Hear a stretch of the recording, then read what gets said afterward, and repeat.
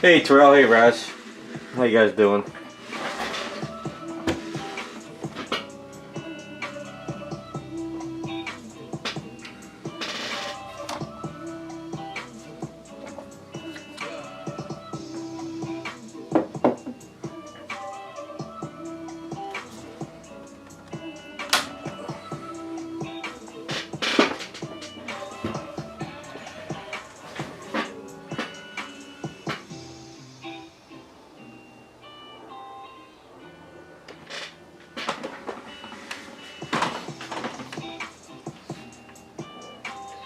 You messed up your back? What the hell are you doing?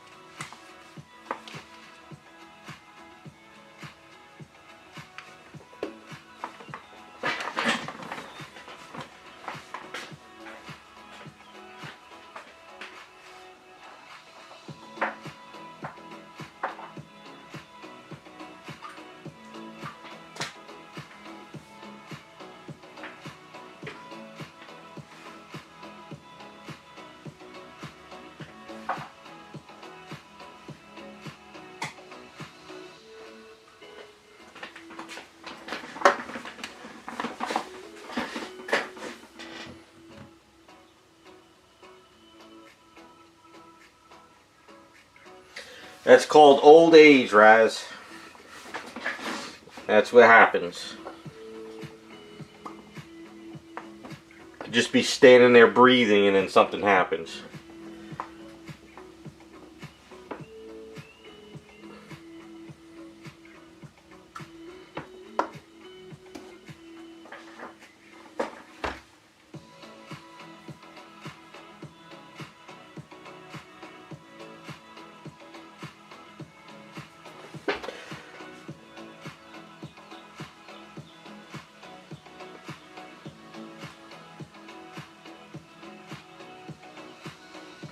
Could be, whatchamacallit, could be something like the way you're sleeping at night or the way you're sitting, because I have shoulder issues, and I think it's more, has to do more with just doing this as a full-time job with the arm.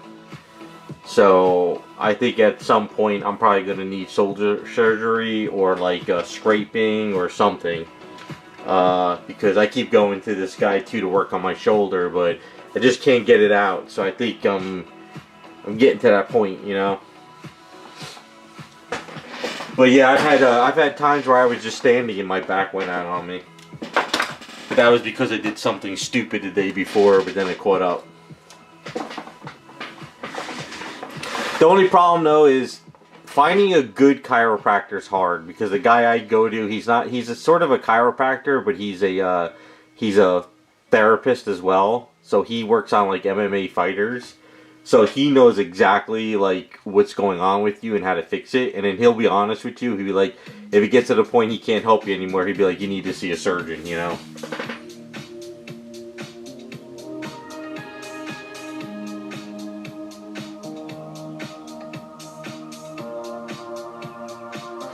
Oh, you got to watch the whole video? It wasn't too long and boring? Yeah, sadly, I didn't want to break that up into like 3 smaller videos. I figured just throw it in one big one.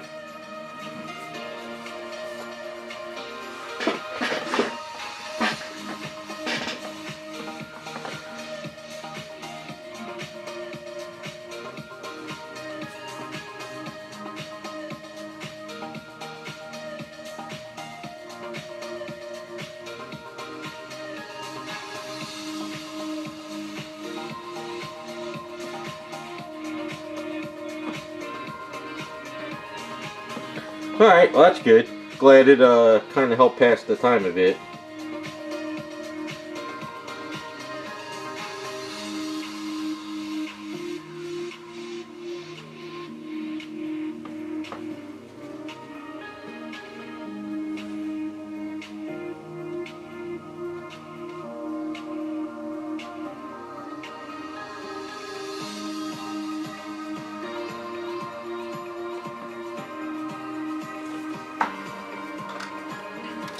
I mean, I'm already painting her.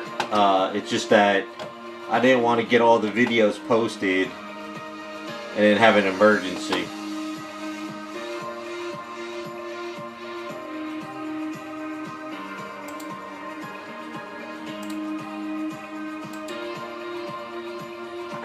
I mean, there is an emergency. My mother went into the hospital again yesterday, but nothing, I guess a weekend of correcting some things, but I just didn't want to start posting stuff and then it gets delayed a couple months.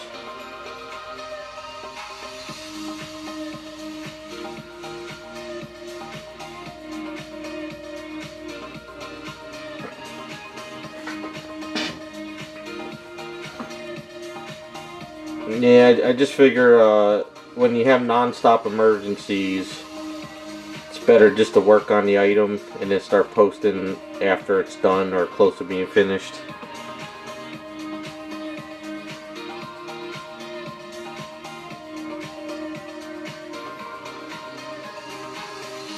That's why I didn't have any of the girl figures ready for today, because got the call yesterday and then I woke up this morning and went to the hospital, and I got home about 2 o'clock, so I figured let me eat my lunch and then go for a walk, and then I figured let me just work on this tonight, because if I start having delays again, I better get this out the door to the client.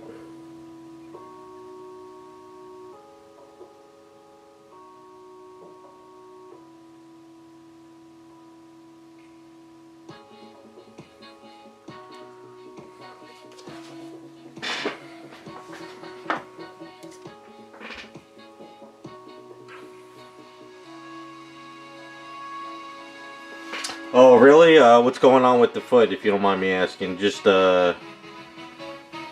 issues?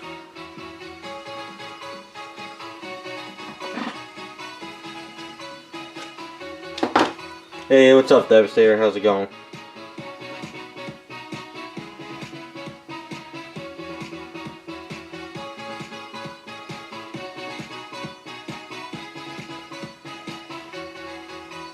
Hey, Raccoon.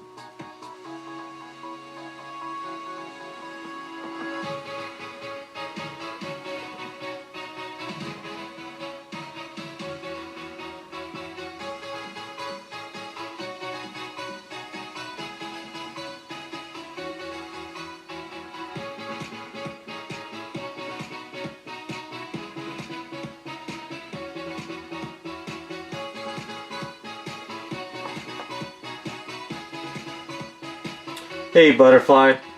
What the hell is that mark in front of your guys' names? What the hell is that?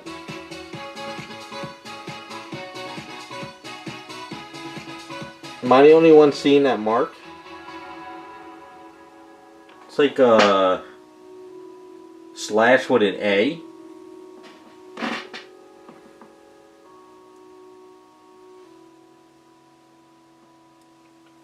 You guys being like marked by like the CIA or something? What's up?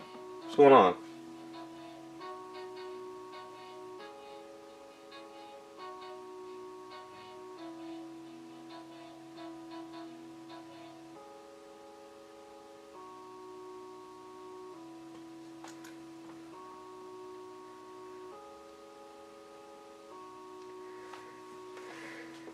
No, Raccoon didn't do. So, Terrell got one, Raz got one, and Butterfly got one.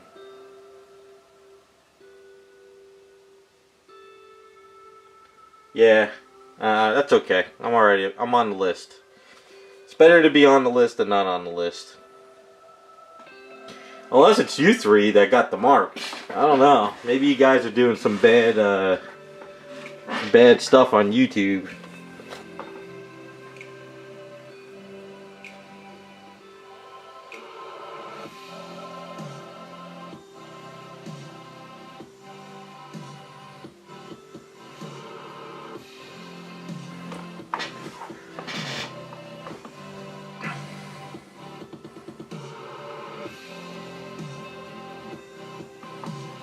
No, I didn't see that. Where the hell did he steal 40 million gold bars from?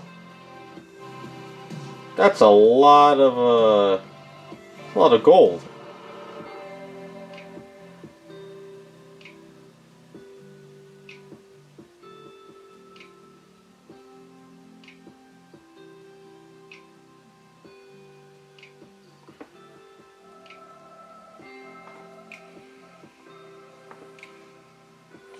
Nah, they probably think there's something in the statues, you know? They're probably like, nah, this guy's not just painting resin. There's something inside the resin. The stream's on the watch list.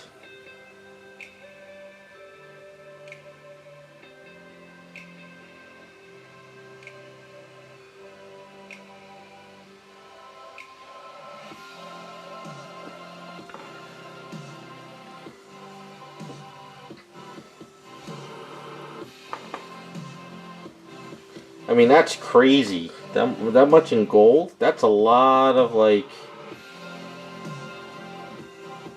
even a friggin' 10-ounce bar of gold is heavy.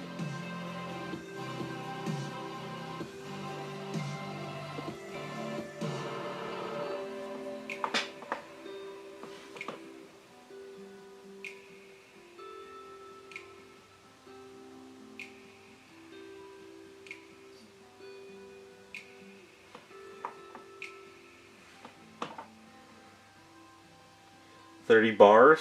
Yeah, that's...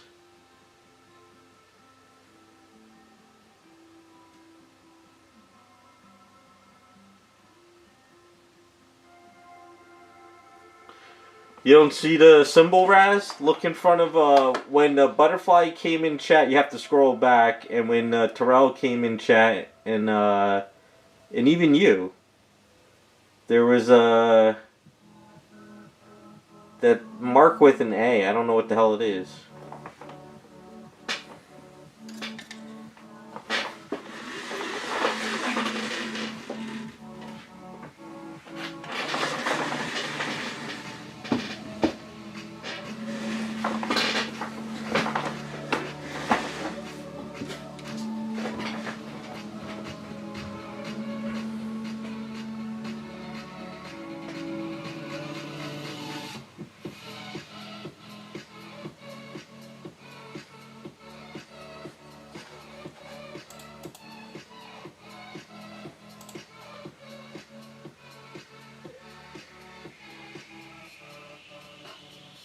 No, it was when you... Wait. Oh, okay. If you scroll over it, Butterfly says hello, but when you put the marker over it, it says hi, gang.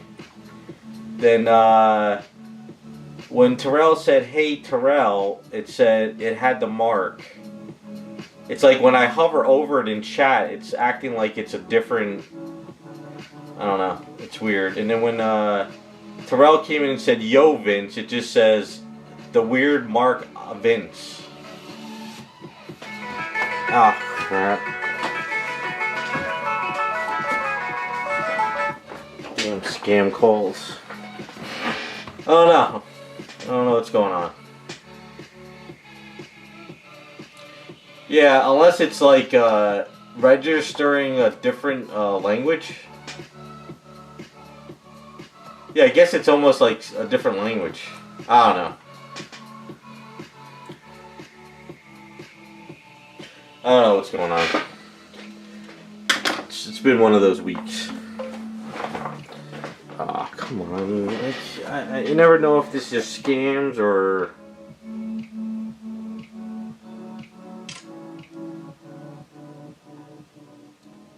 Let's see here.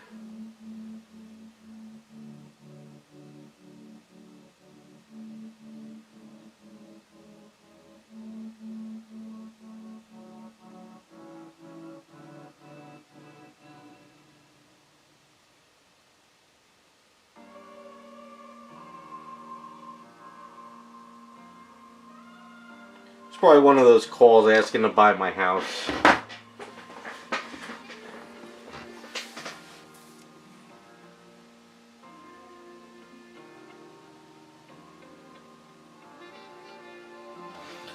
That's nuts.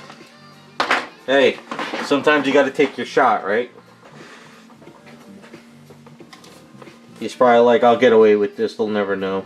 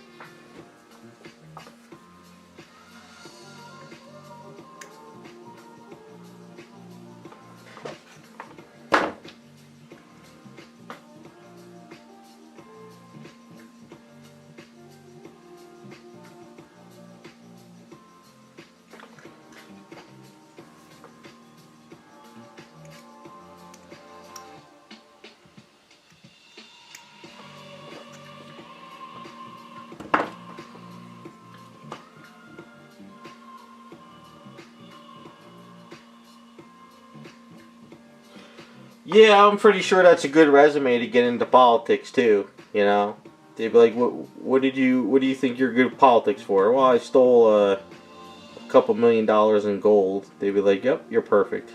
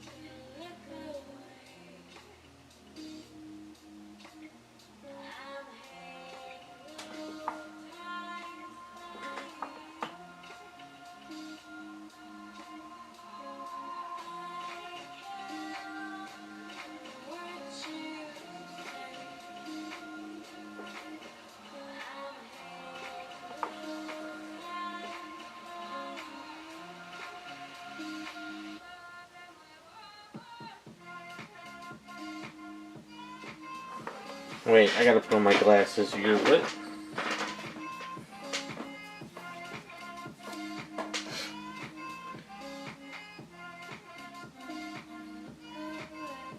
See?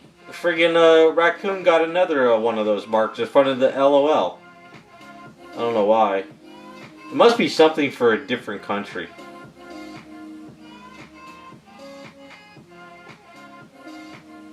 Yeah, I heard about the data centers. Over up North Jersey, the town that was close to where I grew up called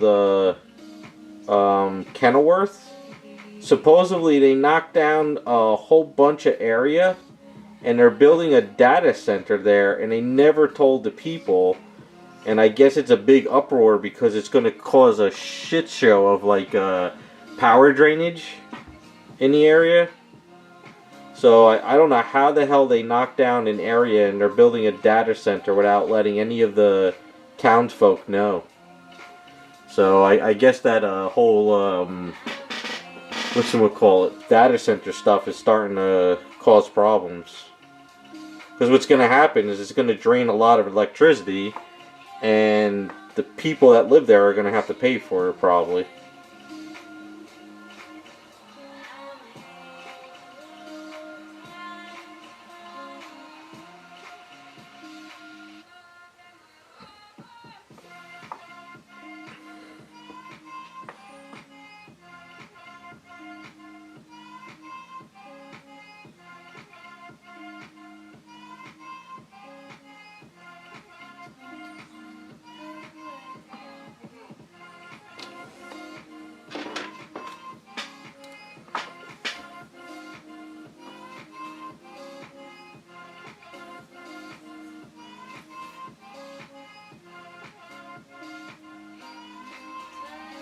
Well, by the time all this stuff happens, hopefully I'll be long gone from this planet.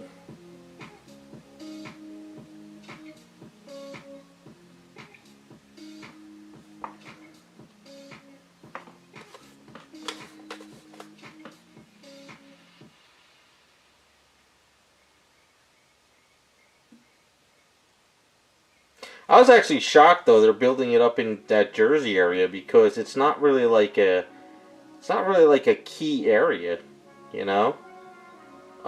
You think they would have found a better, more populated type area than that, but I guess they were able to get it under the radar without anyone knowing.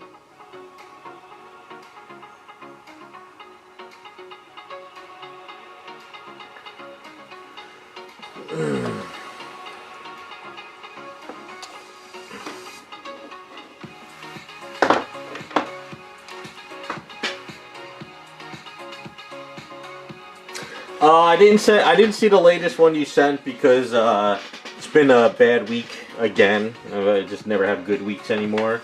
But I've seen a lot of Mandela effects, though. I love the whole theory. I still, to this day, remember the Sinbad genie movie. I remember the poster. It was a purple background, and they said there was never a Sinbad genie movie made.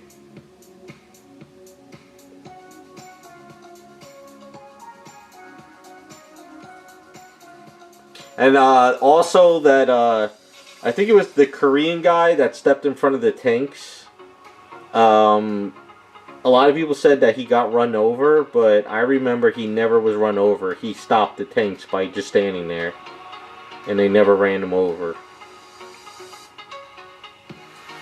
So,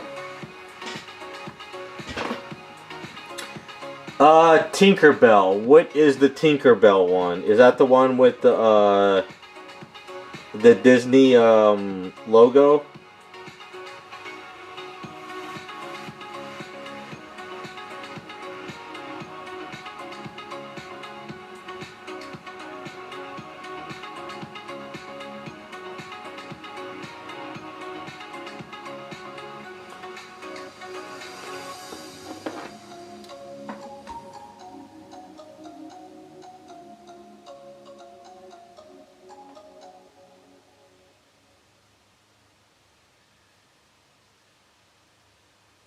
Really?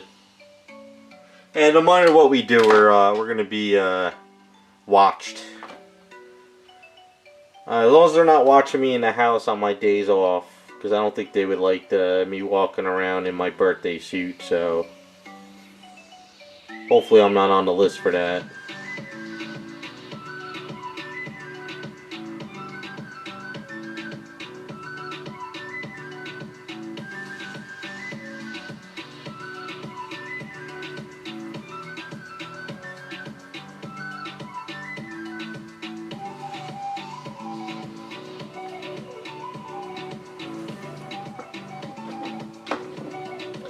Oh, that was China? Okay.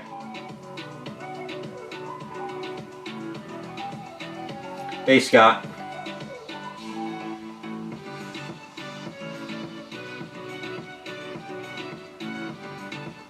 Yeah, it's kind of funny you mentioned that, Raz. I have to get the real ID this summer because if I don't get the real ID, I can't fly on the plane, or I would have to get the what's the other thing?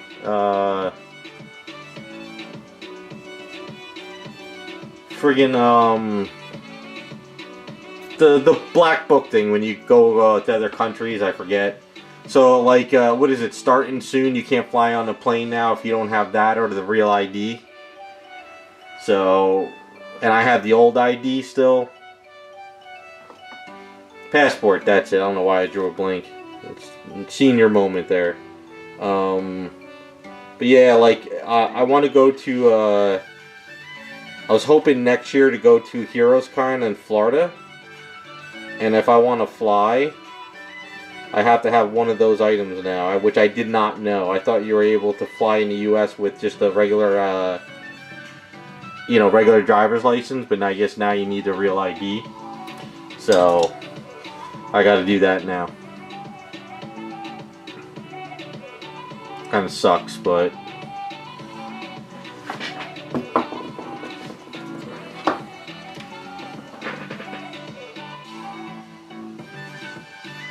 that's true, Scott. That, but I don't think they'll still let me anyway.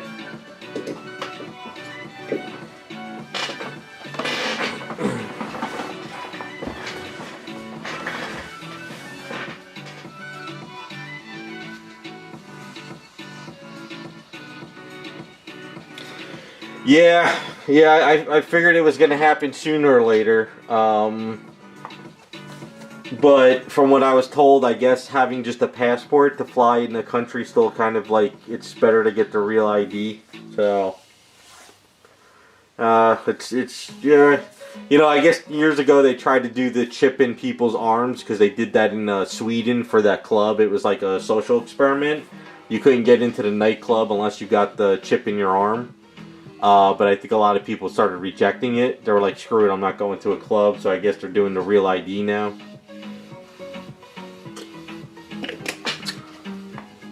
But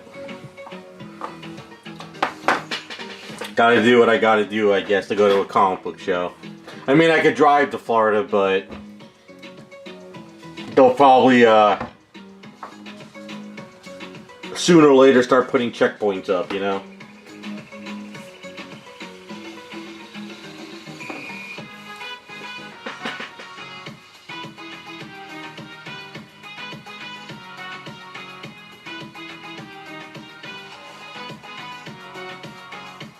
You had to delaminate your birth certificate. Why? Oh, they wouldn't accept it or something?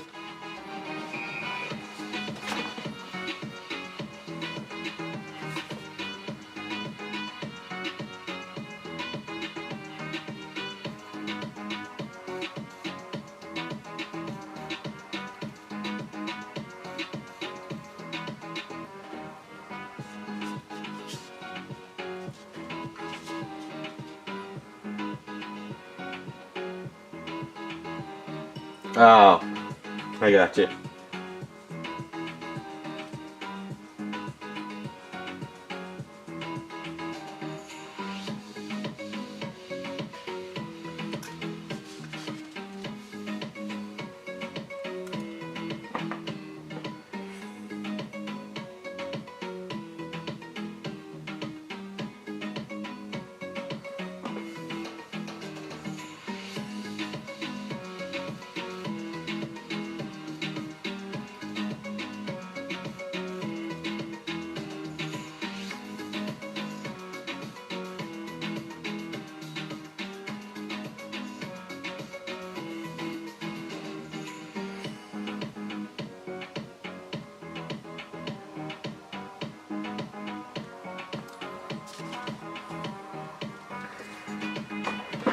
Yeah, I got no love to like leave the country or go anywhere these days. I don't really care, but I would like to go to other states. But like I said, pretty soon, if you want to fly, you gotta have all this extra stuff.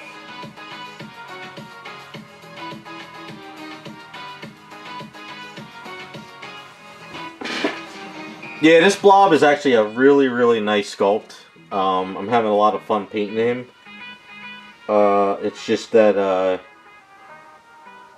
once I got to the yellow trim here, I was like, damn it, it's going to be a bitch.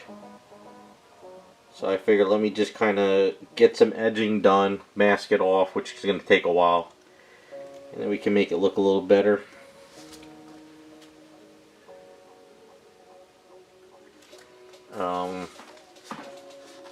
I did it's kind of like a pearlized outfit, but then I dulled it down so it looks more like a spandex. I'm sure in the light it looks metallic and stuff, but in person it's got a lot more like flatter color to it.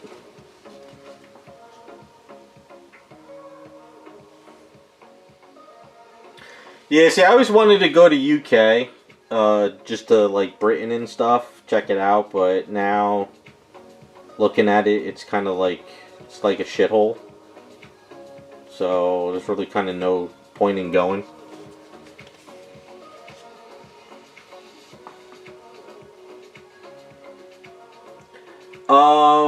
I don't know if I did. Is it a new one? Because I know the one Patreon sent a Blob and a Pyro sculpt. And I got it in the email. Is that the guy? It's like brand new.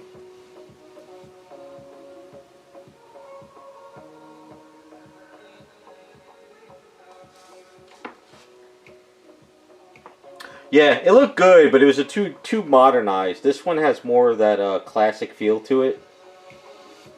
That's why the guy I'm doing it for likes that Bowen sort of classic look to stuff. So,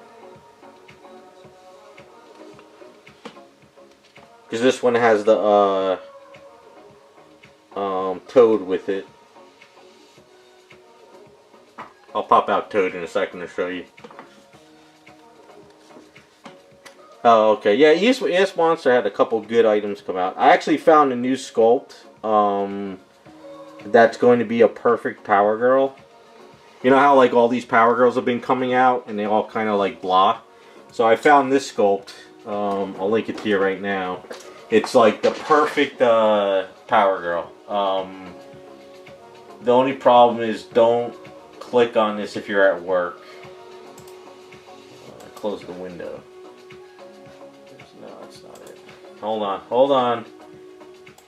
Alright, so this one. So right there, that sculpt is perfect. It's got a nice good pose, it's got an athletic body. So, and I got paint on the back of his leg somehow I gotta rub off. Son of a bitch.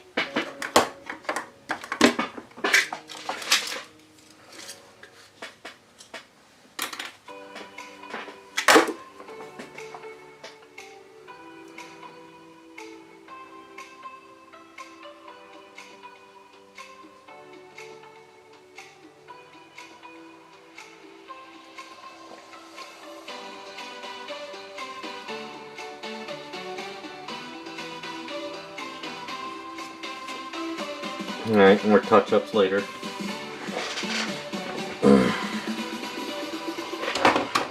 The only problem with this kid is, he's really bulky and a pain in the ass. But I've had worse.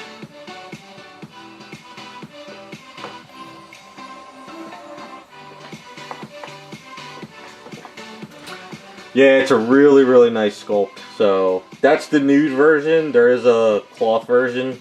So,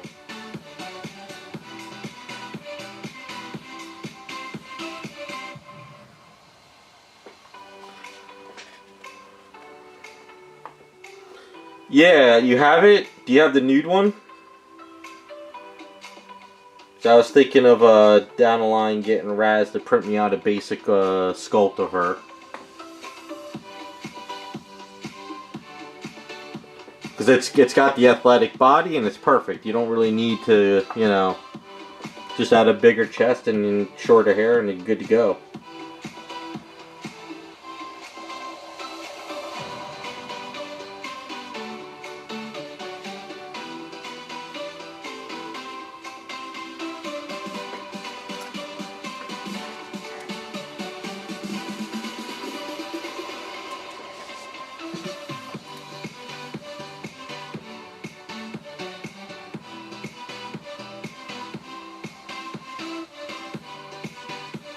Yeah, let me know, Terrell, if you do.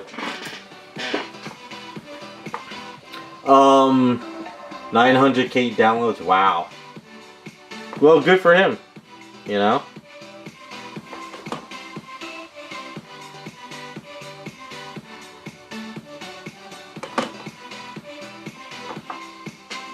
Hey Joe, how's it going?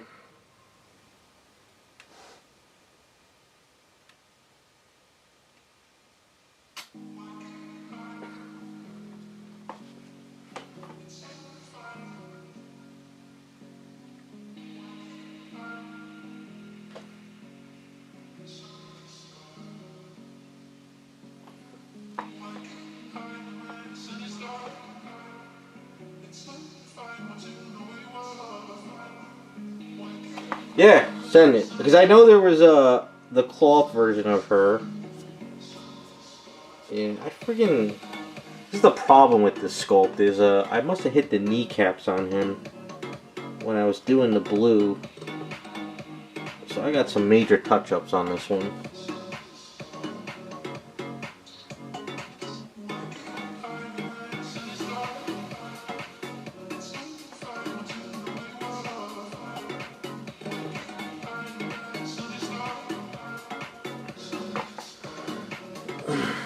Yeah, I was working on the blue yesterday, and I know I dropped him, so I kind of hit his knee.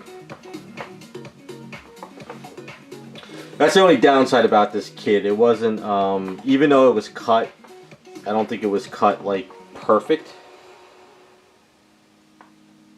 But it's working out.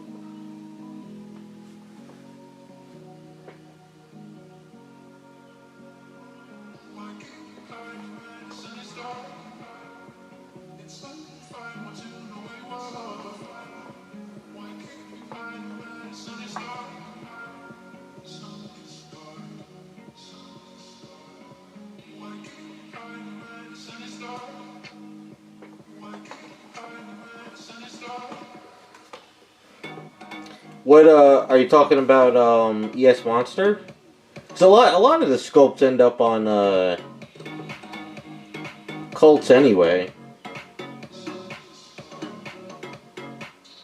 As much as I would like to sub to them, a lot of the sculpts I'll never use. So.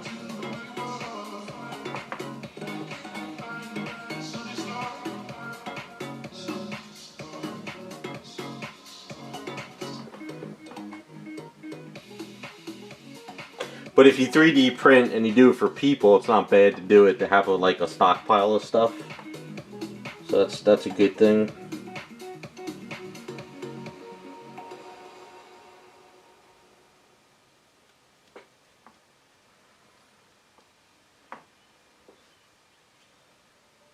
Yeah, I want ES Monster's Blood Rain kit.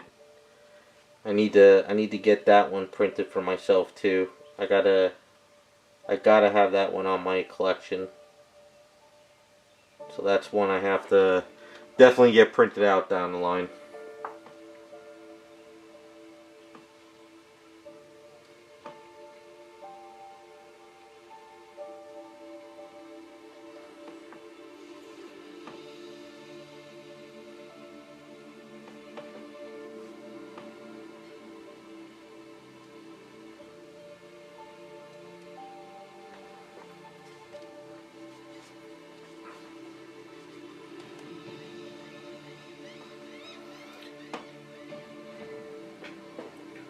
Yeah, but at least you have them though, because like if you're like me, if you're working on like a item, but you're like, you know what, I don't like the head on this character, but I like the head on that one.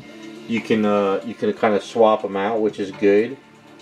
And if you need like an element for an item from an item, like the base or like a skull, so it's good to have like a surplus of prints, you know.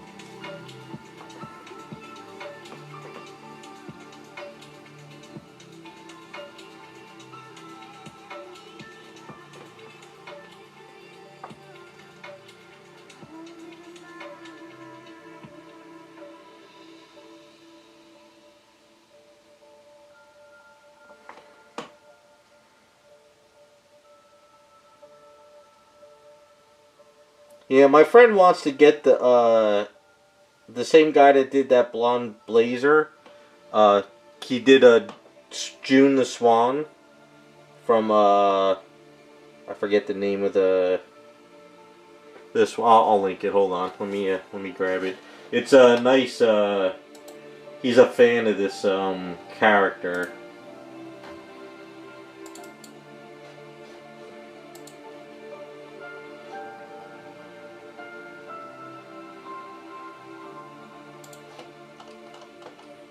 Where is it? Where is it? Here we go. So I might end up working on this for him down the line. Ah, crap. It's shit. Hold on. Let me put him down real quick for a second.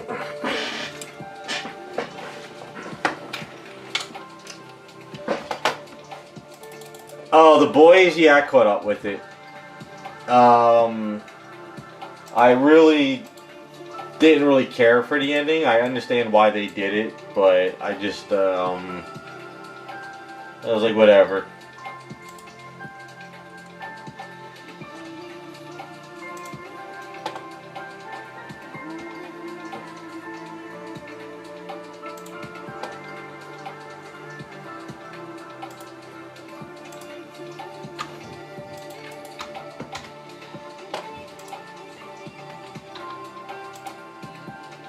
I would have laughed if they ended the boys where Homelander became all powerful and wiped out the boys, and it was a different ending from the comic.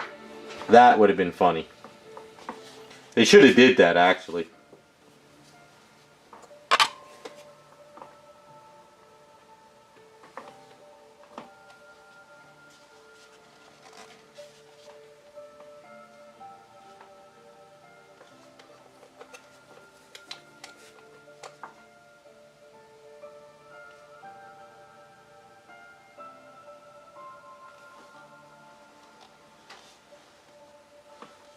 Yeah, it is what it is. But then again, like I said, I'm not really a huge fan of the boys. It's just not my type of superhero type of show.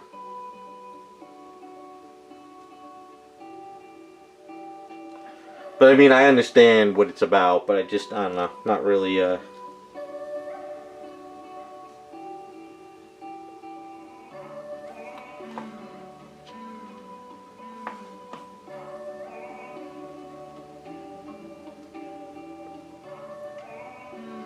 But I did hear that the writers of The Boys had like a rivalry with the writers of Gen V. And Gen V was trying to hype up the characters to be more powerful than Homelander. But the writers of The Boys didn't really care for that. So that's why they didn't really use Gen V in the finale as much. Because they were like, no, it's about The Boys. It's not about Gen V. So there was like a rivalry with them. That was kind of funny. They did all this hyping for Gen V and they were just kind of like useless. Or didn't do anything.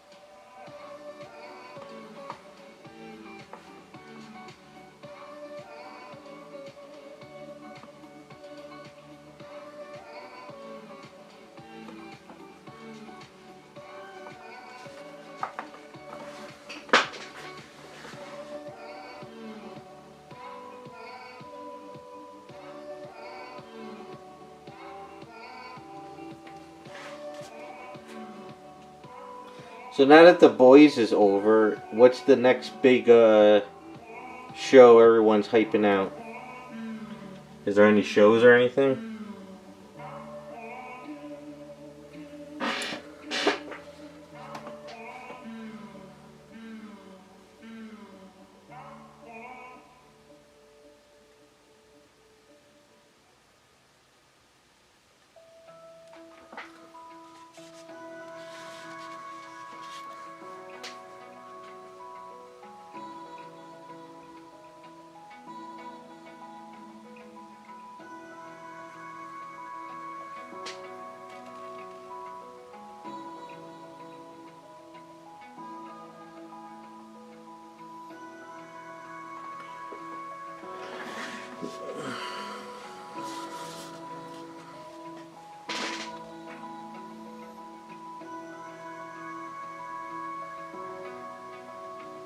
Yeah, I heard about Vault Rising.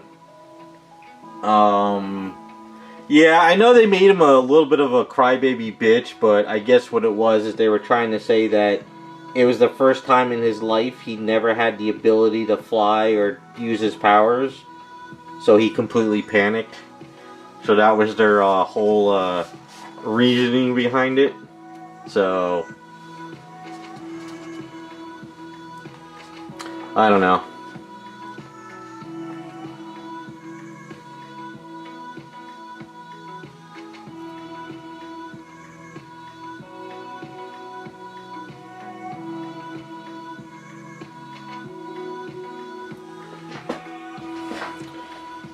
Hey Jacob, how's it going? The week has been not good.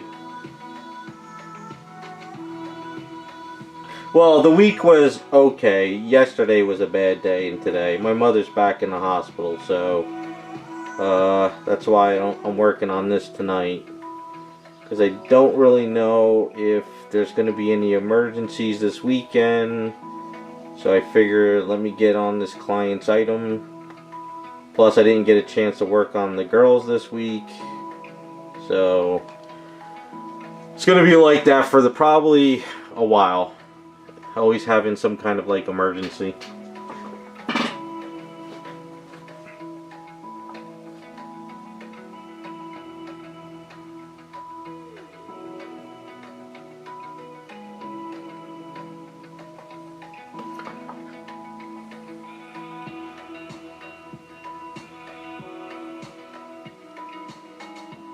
Yeah, I've seen a couple of the AI endings and stuff that they did with Homelander, and actually they were pretty cool. I like the one where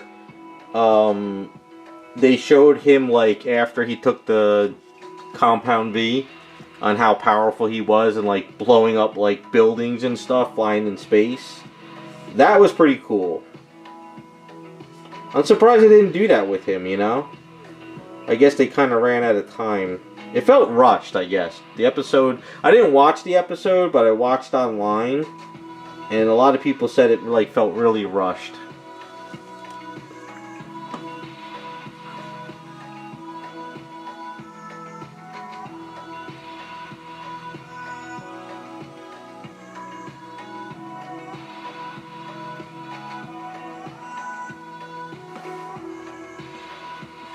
How come you guys are not talking about the Star Wars movie?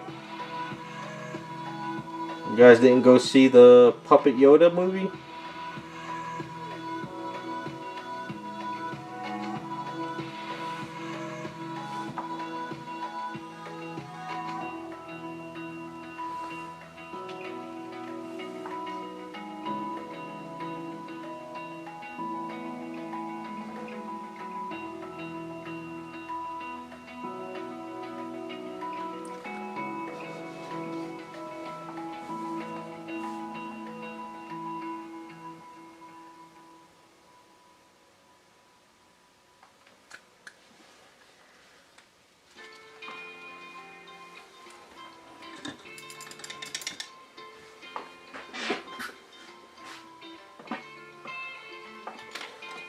Yeah, I didn't, of course I don't watch Star Wars anymore. I haven't watched Star Wars since Rogue One and the first Disney one.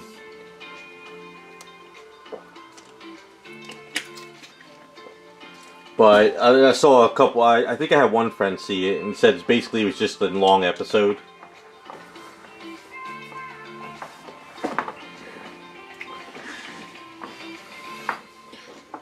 Star Wars Lego scandal? Wow, there's a Lego scandal now?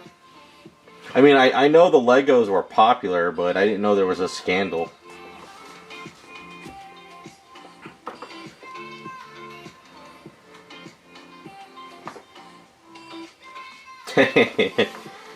Yeah, I don't blame you. You don't want Pascal to get any more money. I mean, he pretty much hates everybody as it is anyway.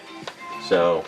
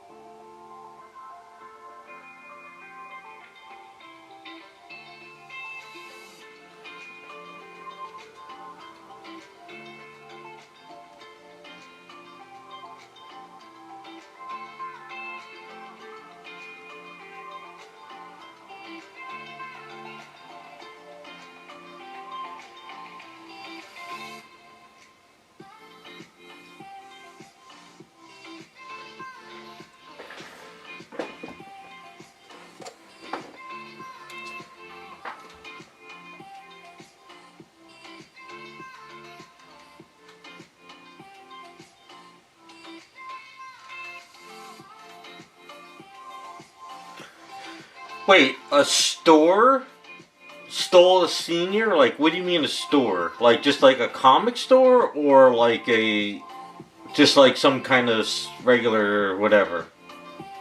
Yeah, I'm sick of Pascal too.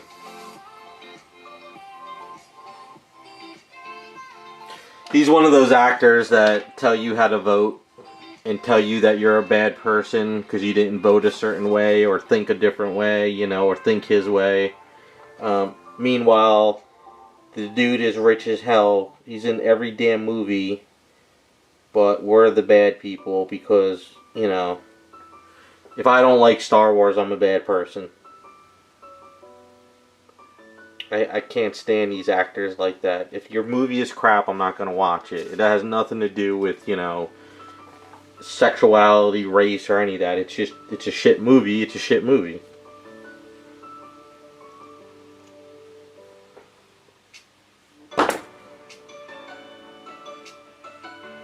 I think the more actors open their mouths about this stuff, the more I completely just get turned off from movies and shows. If they would just shut up and act, then I would watch the stuff. But they don't get it.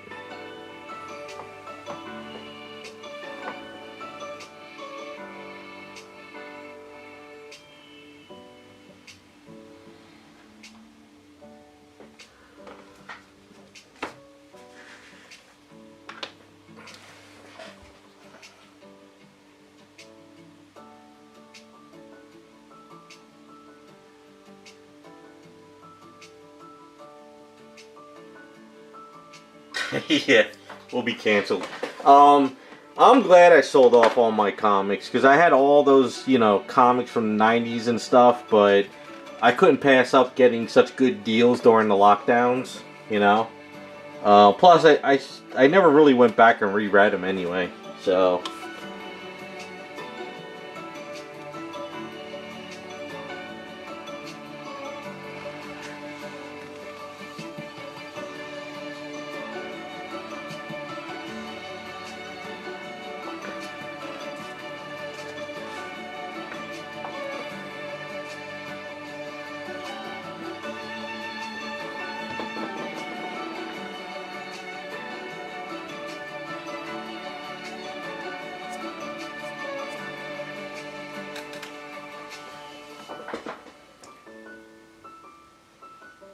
Yeah, I have the Age of Apocalypse too, but I bought all the trades. Like, after the lockdowns were kind of over, stuff started dropping, and I think I got the Age of Apocalypse trades. So anytime I want to read them, I could just pop out the trades. I did that. I got all my favorite stories in trade paperbacks, and I got rid of all the comics I just didn't want anymore. So it's just easier to kind of read what I want when I want to.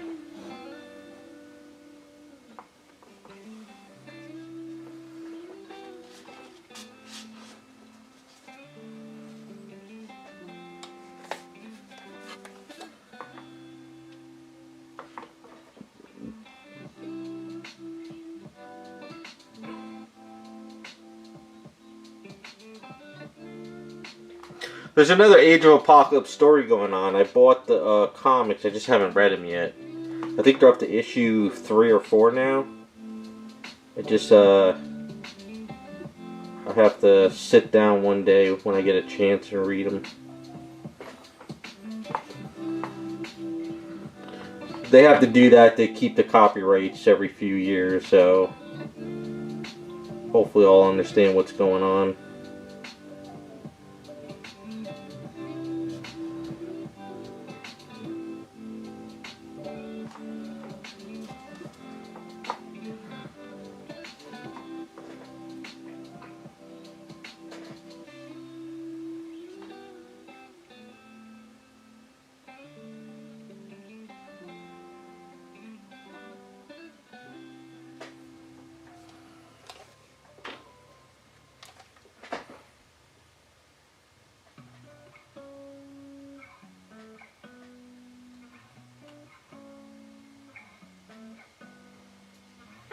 Brinks and minifigs. All right, so you got me intrigued because I love YouTube drama, and if this company screwed somebody over, I really do like how, like, the YouTube community and people start going against all these scammers now. They kind of band together, which is good because there's a lot of scams and shady shit going on. Like I saw a video of like a card event with Pokemon cards, and a young girl, probably in her teens, she went to a vendor and did a trade, and the vendor was like, oh yeah, that card is not worth that much, and it turned out the card was worth like 5 times more than what he said.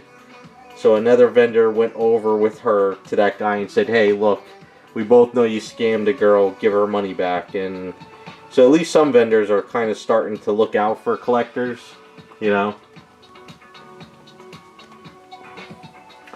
But yeah, I mean, it's not always just corporations. Like I said, there's a lot of vendors out there that prey on, like, young kids and people who just, are just in the hobby for fun. But these guys, they see dollar bills and they just want to rip these kids off. Sad. But like I said, there is a lot of vendors and guys in the hobby and stuff that look out for everybody, so that's good. Because I know the Pokemon cards are crazy filled with scammers and frauds. And I know the Legos were very big, but I didn't hear about corporations scamming somebody, so I am going to...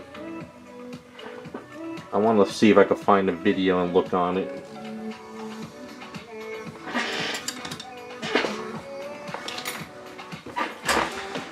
I love these type of stuff. Keeps me busy. Brinks and minifigs. So Brinks and minifigs. What is Brinks and minifigs?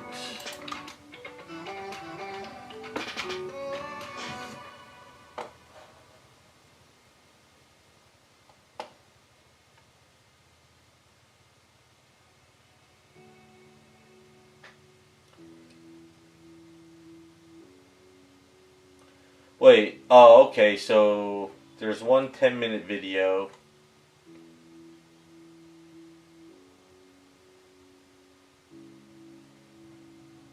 Bring some minifig. Oh, okay, so there's a lot of videos on this. Wait, $200,000 stolen? Holy shit, there's a lot of videos. Alright, you got me intrigued on this. I'm going to have a good weekend while working to see this. Holy crap. So they're in Oregon? Colorado Springs? Alright, I gotta... Let's see. Alright.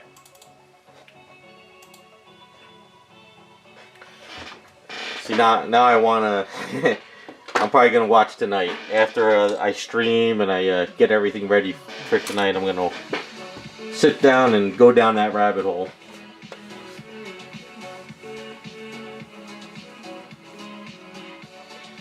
So what is Briggs in the? Is it like a consignment store? They like, what do they do? Like sell stuff for people? Is that what it's about?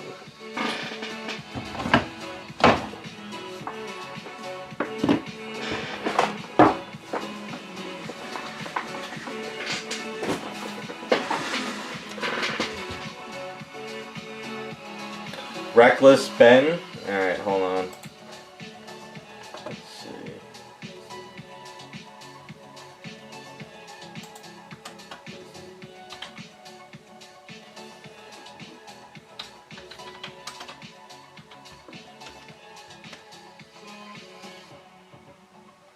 Okay, I found it.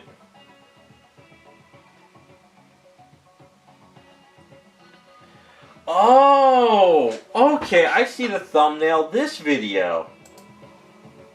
This was in my feed too the other day, but I never clicked on it. I tracked down the thief who stole 2,000 Lego. This one.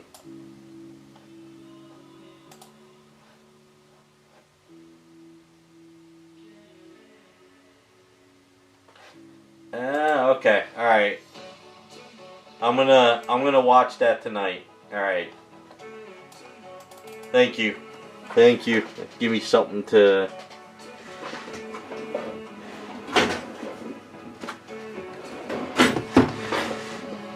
You know what's funny is there's more and more of these stories now. Every time a new hobby pops up that starts to be like really popular, because I went down the Pokemon rabbit hole and I saw how people were like just scalping cards, and they were bum rushing Costco's, and they were snatching like packs from kids in like Walmarts. And you know how crazy it is, because it's not like they're collecting for the hobby, they're collecting because they want to make money. And then I went down the sneaker rabbit hole, because the sneaker rabbit hole is the same thing. So I guess now the Lego stuff is happening.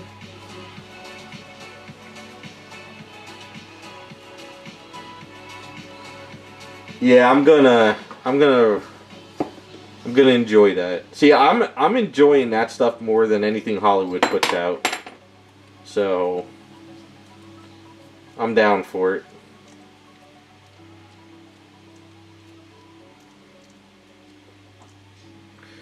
Yeah, talk to you later, Butterfly. When your items come in, I'll let you know when I get back to working on her.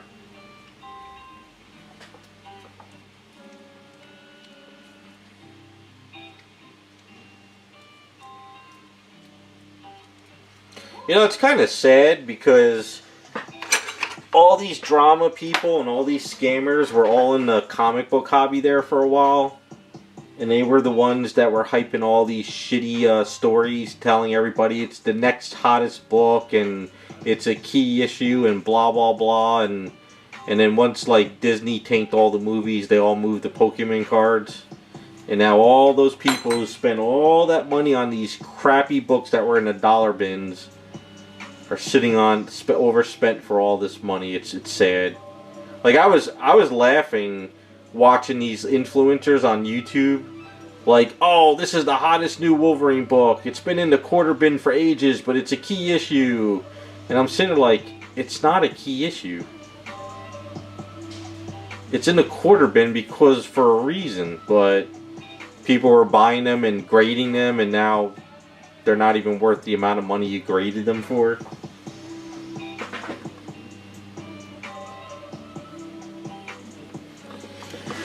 You should, Jacob, you should go online and watch the guys going crazy over the Pokemon cards at like Walmarts and stuff. Holy crap. They're insane. It's almost like the old Black Friday days, you know? When Black Friday doors would open and people would rush to the sections. That's kind of like what was happening with the cards.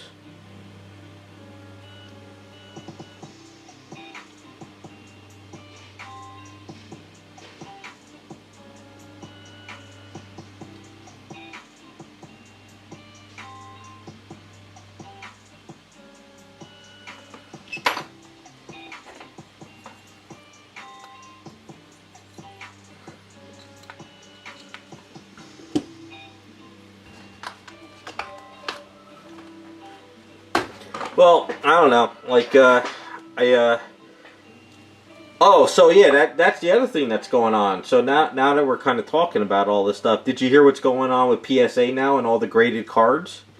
They're stopping all grading of low tier because they're sitting on a backlog of over 10 million cards. So they have 10 million cards to grade.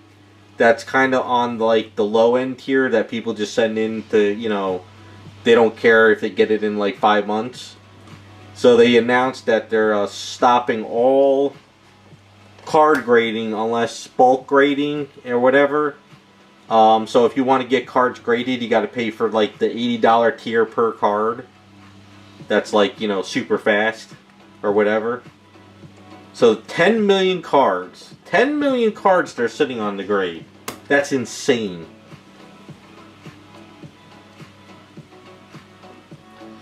I don't trust those graders trying to get all those cards out in the next couple months.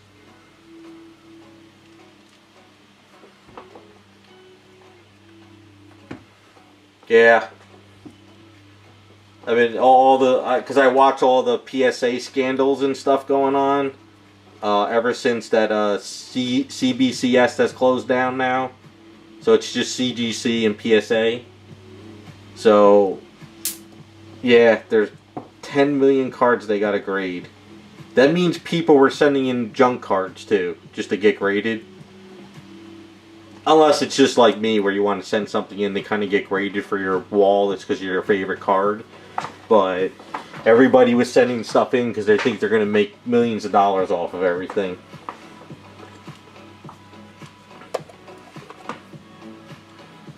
It's crazy what's going on.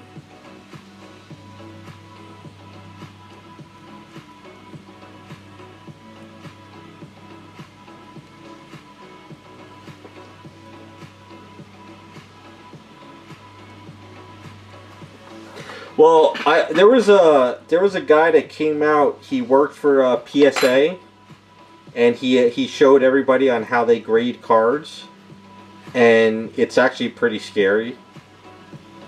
But they have that new company called Tag, where the cards go through a machine and it automatically grades the card now. You don't have the human element anymore.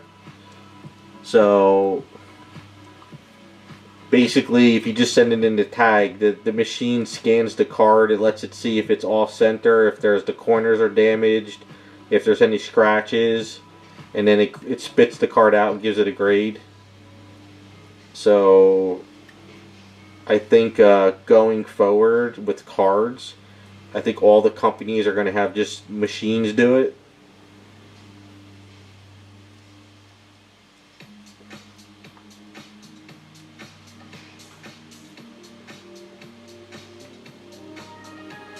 Oh yeah, Jacob. Trust me, there's a lot of videos out there. Now, after you go down the rabbit hole of the cards, go down the rabbit hole of people stealing cards at shows and getting caught. There's this one Asian guy that got caught stealing a card, and they tried to stop him, and they had to actually get like 4 cops come in and pick him up by his hands and legs and drag him out. That was a funny video. So Yeah, if you're bored, go down those rabbit holes. There's a lot of videos that are funny as hell. And the sad thing is, every vendor at these shows has cameras now, so it's not like they won't catch you stealing cards at the shows.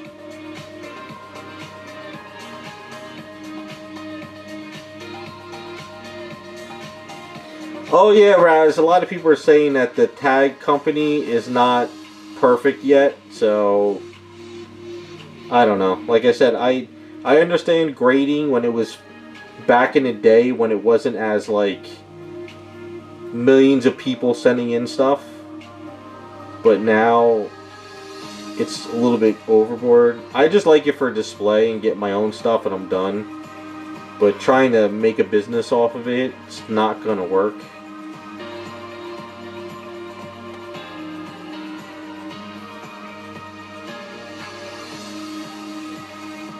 Yeah, the police body cams are crazy, but every vendor now at card shows, they actually stream live, pretty much, and they have cameras.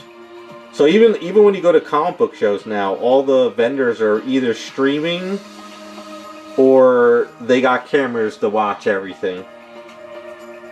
So, because what they do is they stream live, and the people are watching their tables while they're streaming. And if somebody steals, they'll the stream tells them on live saying, hey, that guy stole a card, you know? So it's like you have the fans watching your table for you almost. So you're pretty much filmed no matter where you go.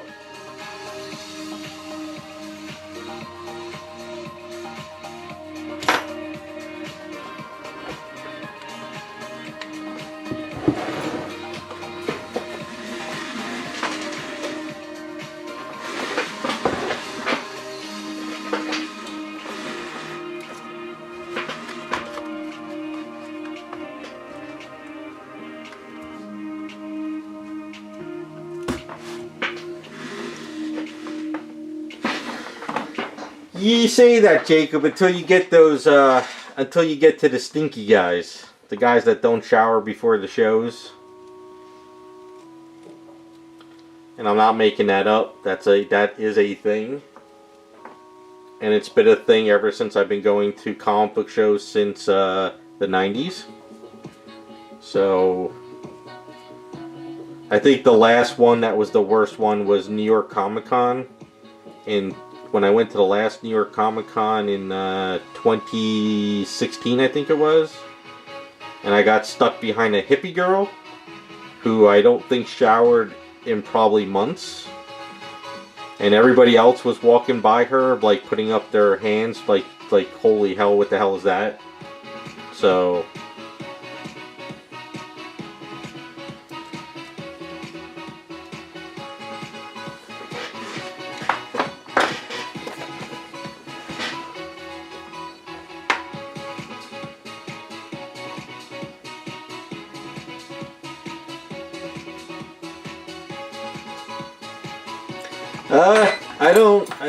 I don't know. It's like a collector thing.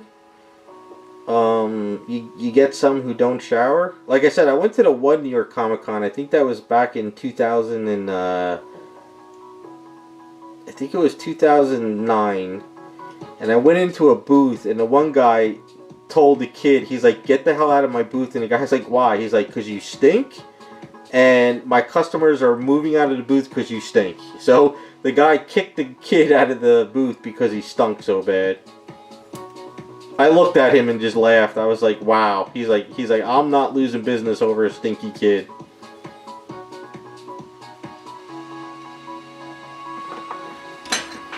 But yeah, that the hippie chick that I saw at New York Comic Con, that was the worst one ever. She had that like matted hair. Basically, the jeans looked like they were never washed.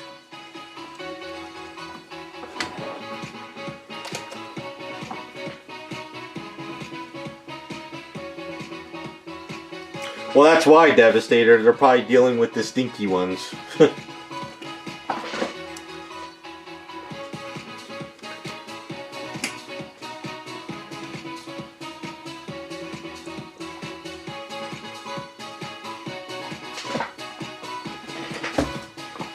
Well, the one of the guys from Statue Forum, because we used to, when Statue Forum was big, and we always used to meet at the New York Comic Con all together. The one guy brought a little bottle for Febreze, and every time a kid walked by him that stunk, he would spray him.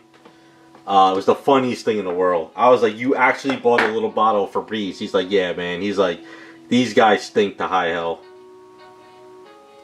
But I'm with you though. 2 showers a day as well, but some people just don't do it. I could only imagine, Scott. That's rough.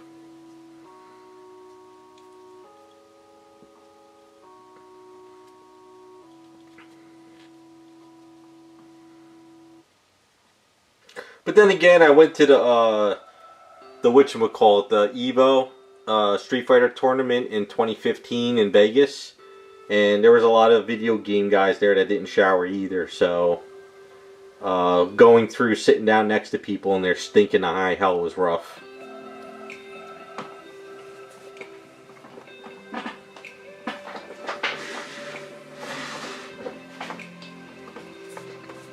I don't know. I don't know. I mean, it's possible they showered, but I don't think they washed their clothes. You know? Because when you get that nasty BO and it's stuck in your clothes, it's like, at that point you just gotta throw them out.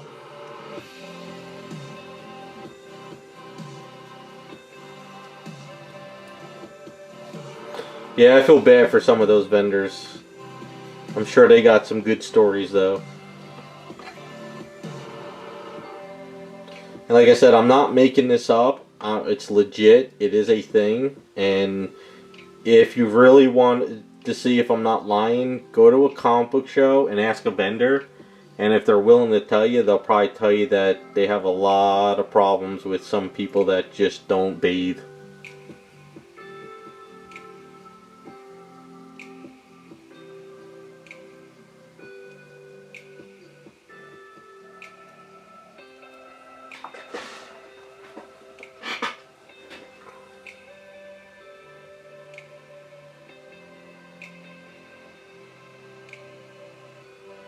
Yeah, Jacob, I could see that, but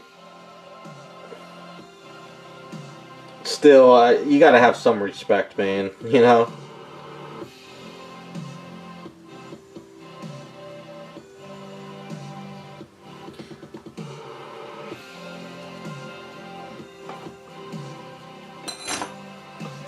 Yeah, it's a hobby thing. It's an ongoing pandemic in the hobbies.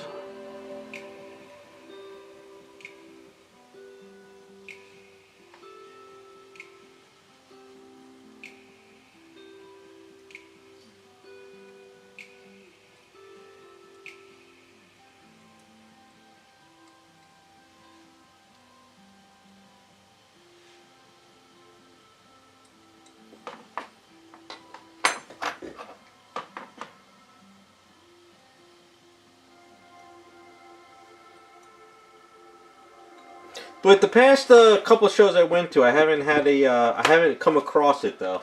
I think it's more of a New York Comic Con and bigger show thing because you have more people and it's more packed. When I went to Baltimore and I went to Terrificon, it's busy, but it's not like shoulder to shoulder packed, you know. So I think that's the difference. Because in New York Comic Con, you just can't friggin' walk by anybody without, you know, brushing against people nonstop. That's kind of why I stopped going too, because it's not worth the effort.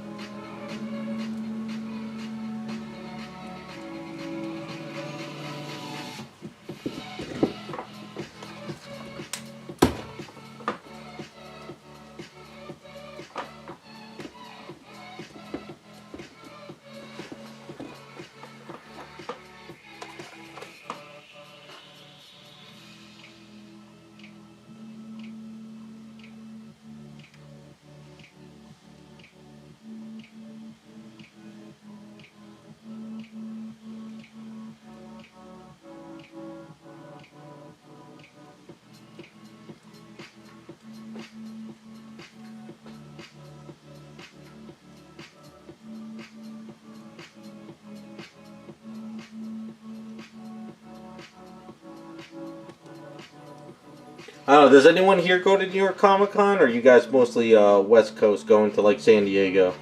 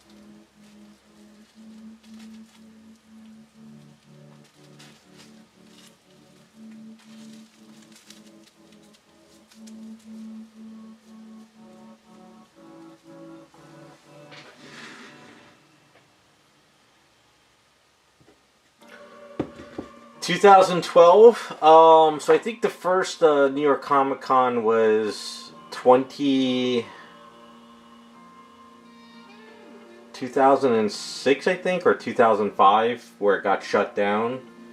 I don't think I went to 2012 because, well, yeah, I think I did do 2012 because I just bought the house that year, but I had to go up north. But I think 2016 is when I stopped going, or 2015. Maybe even earlier, actually. I don't remember.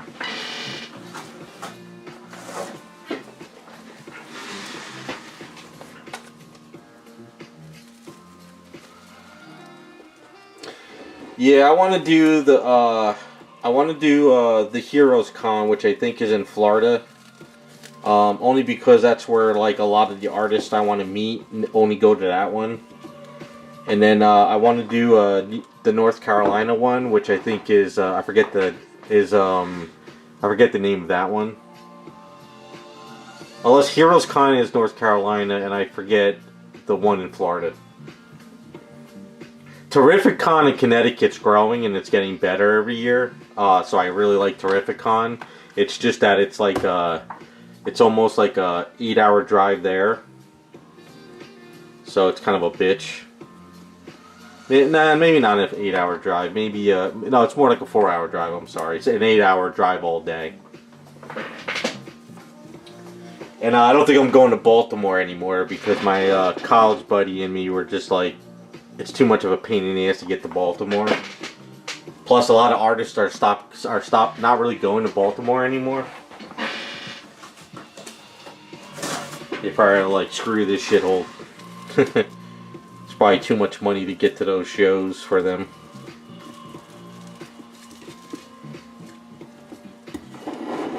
And then there's 2 Jersey shows that are kind of smaller. Those are just more if you want to find a comic book or two.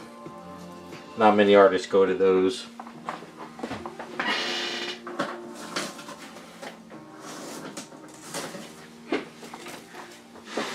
But I've never been to San Diego, and I probably don't think I'll ever go to San Diego.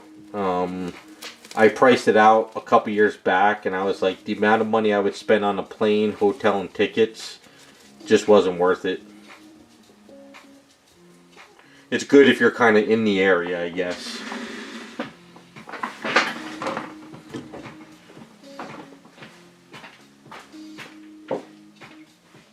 Oh, yeah, here's Toad. I got most of the body on Toad situated.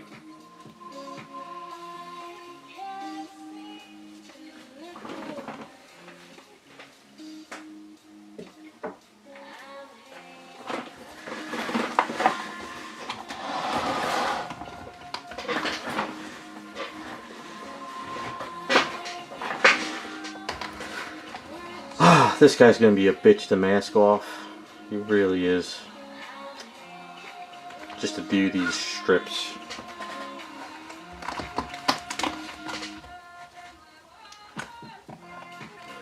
Yeah, I used to go to the Philly one too when it was Wizard World. I actually liked that one. But that's back when statue form guys were more prevalent, and we used to go to the shows and meet up.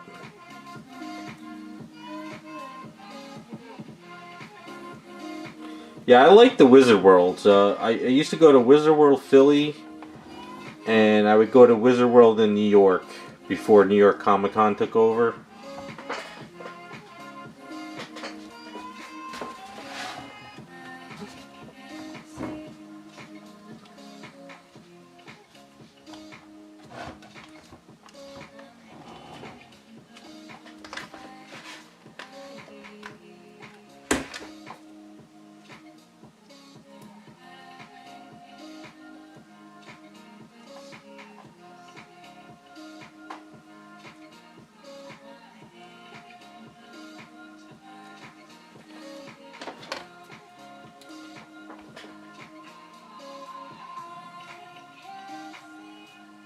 Well, San Diego is kind of like the show of shows for comics, I think. It's like the one that everyone goes to.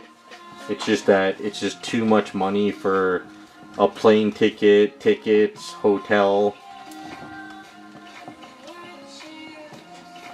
New York turned into a pop culture show. It's no longer a comic book show. That's kind of why I stopped going to New York. Because, like, from 2006 to about 2012 was just like comic books. You know, you go there and they have just tons and tons of comics, and it was really cool, and artists, and then all of a sudden all the comic vendors started disappearing, and it was just pop culture crap. So that's kind of why I stopped going to the New York show.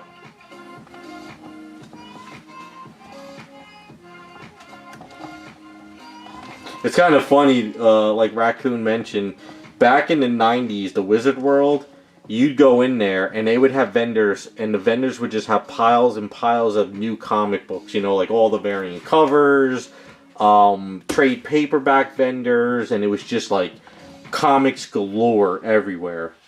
And then slowly that all started to disappear, and it was just, you know, they started having actors come in and pop culture stuff, and like the comic book vendors got pushed out because one, the comic book sucked, and two, the vendors couldn't afford the tables anymore. So it all died out.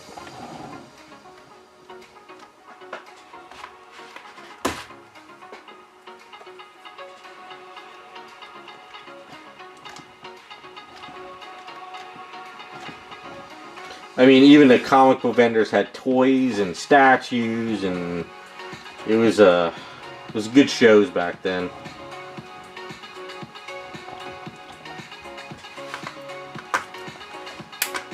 Yeah, because they started bringing in all the movies and the actors and the props to the movies, and you know, and then they started having like Monster drink at the shows. You know, stuff like that. It started becoming like just an advertisement show instead of like comics. So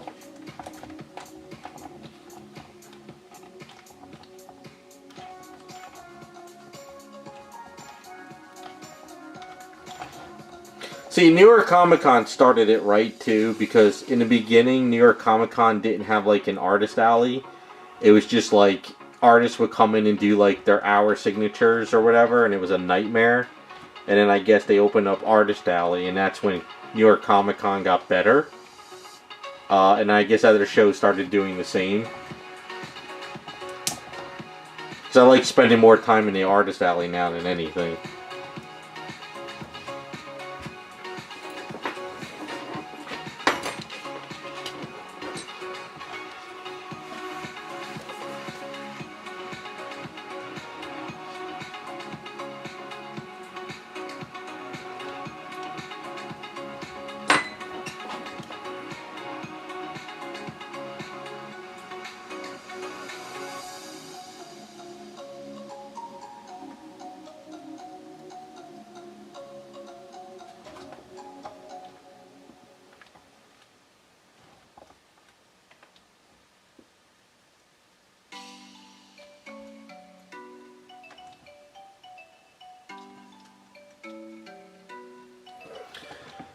This is gonna be like 3 hours of masking and like 2 minutes of paint.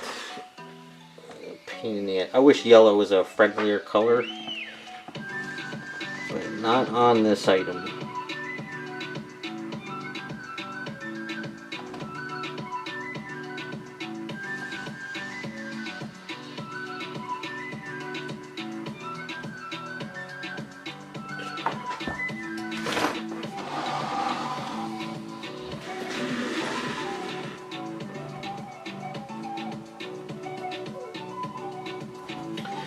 Yeah, pretty much. That's kind of what happened.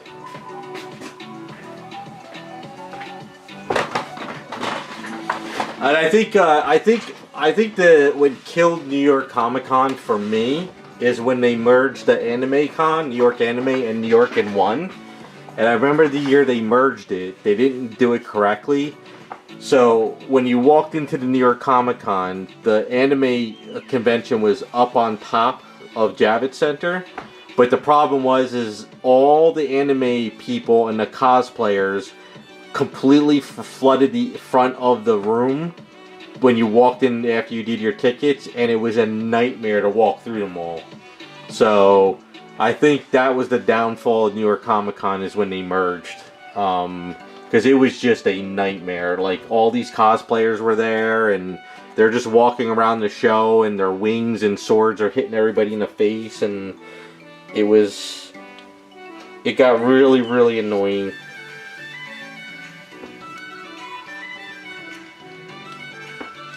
Hey Raphael, how's it going?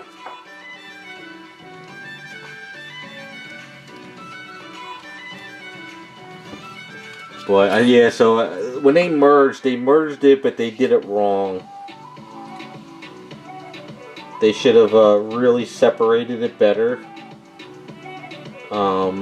And I think then once they merged, they started bringing in all that stuff more and more. And it was just kind of... It wasn't really comic anymore.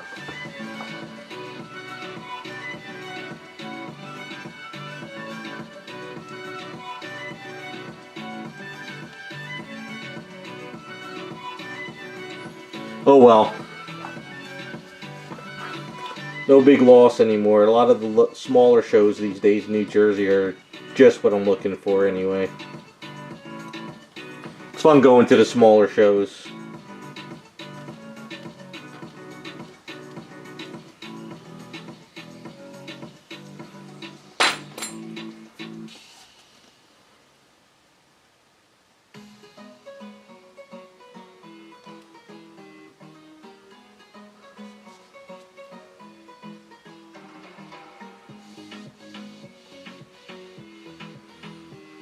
I miss the old 90s hotel shows. Those were fun.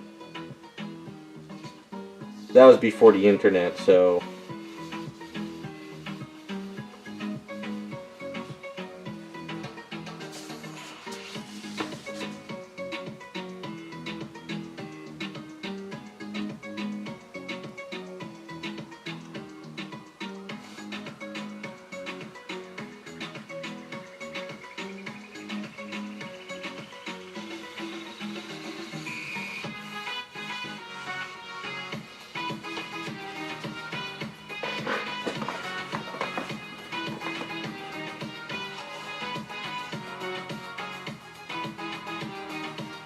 Yeah, see, that's a better way of handling it. New York did not do that at all, at least for the first 2 years of the merge. And a lot of people were bitching about it. And then also, the problem with New York is you can get a VIP, not a VIP pass, but wait, what was the pass? Crap, I forgot what it was called. Like, in the business, like, I forget what those passes called. But what happened was New York was giving it out to every teacher under the sun. So everybody was claiming they were a teacher, or they were using their friends' teacher credentials. And everybody was getting a teacher's pass. So everybody in line to get in there the hour sooner. A professional pass, that's it. I'm drawing a blank, but... all these people were in line and they weren't even teachers, so New York stopped that too after a while. because I used to go in as a professional, because I did the work for Bowen, so I was considered a professional. But then afterwards, they were like, all right, enough is enough with this.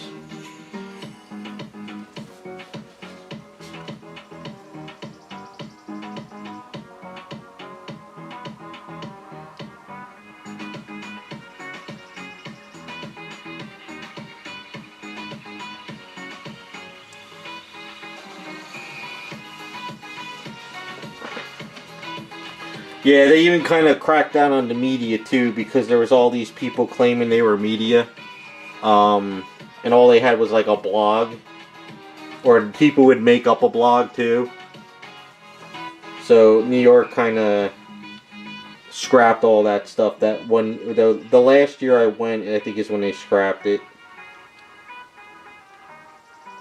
because I had to start showing proof of, like, you know, being a professional and show my website and all that stuff.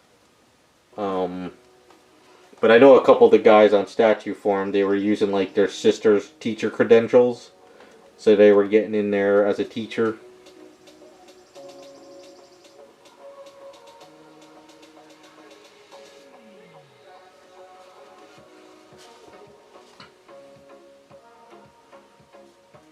Yeah, it was funny. I think New York was like, okay, there's way more professionals in line than there is, like, people coming to the show. So they're like, okay, we gotta stop this. It's kind of funny.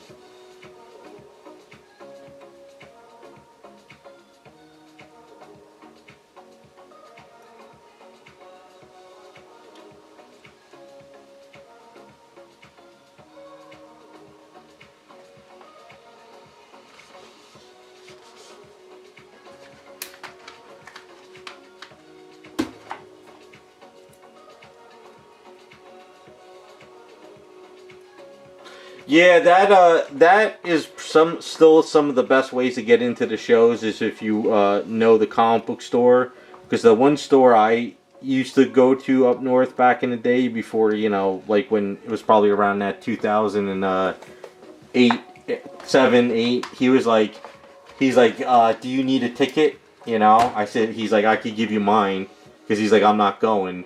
But I told him, like, I'm going as a professional because I had the professional pass, so he would give it to one of the other guys. But all he got was a regular ticket, though. He didn't get, like, a pro pass or anything. Because I guess comic book stores would get 2 passes per store or something. Something like that.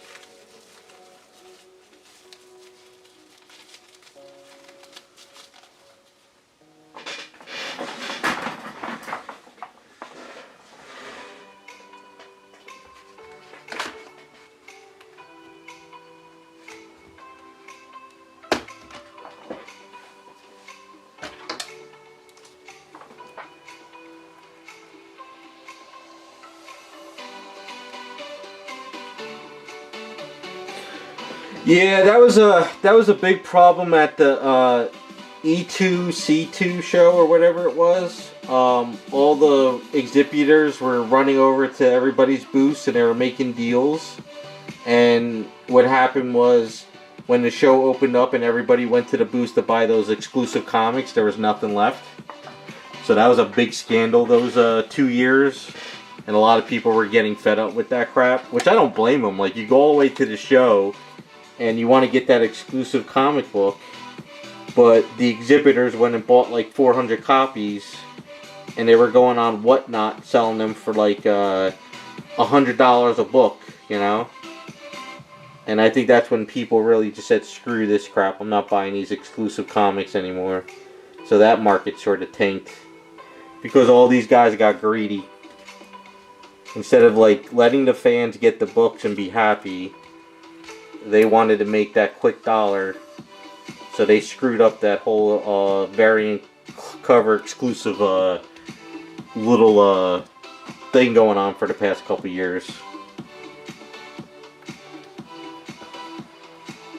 And that's why a couple YouTube channels died, because those idiots were like, oh, you know, I'm at the show and I'm going to get it, and I'm going to go on Whatnot and I'm going to sell 50 copies at like $100 a pop. So a lot of the people were like, screw you, and they lost followers because of it.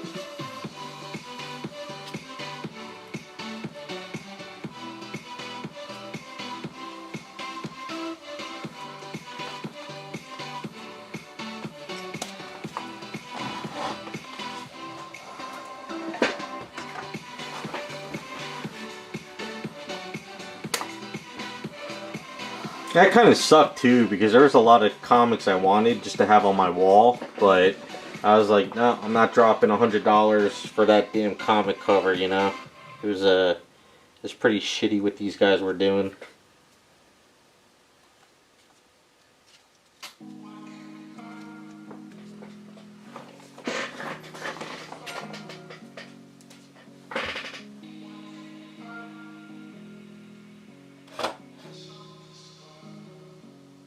Yeah, that's pretty much what they were doing, Jacob. You know, the C2E2 was the worst one, because I forgot the name of the guys, but there was a couple of these influencers and whatnot people. They went over to the booths, and just as the doors opened up, they were already in line because they were waiting, because technically they couldn't sell anything till the doors opened, but they were already in line. And they walked away with like short boxes of like, you know, 100 books. And they would run over to their booth and they would go on to Whatnot Live, and they were selling it for like $100, $150 a copy. And everybody that got to the show online, they were like, oh, we're already sold out. But if you go to the booth down there, they have like 100 copies to sell, you know? So that was a pretty, it was a pretty shitty thing, and that's when it really woke up everybody's eyes. So now all these guys that are doing these variant covers on, like, you know,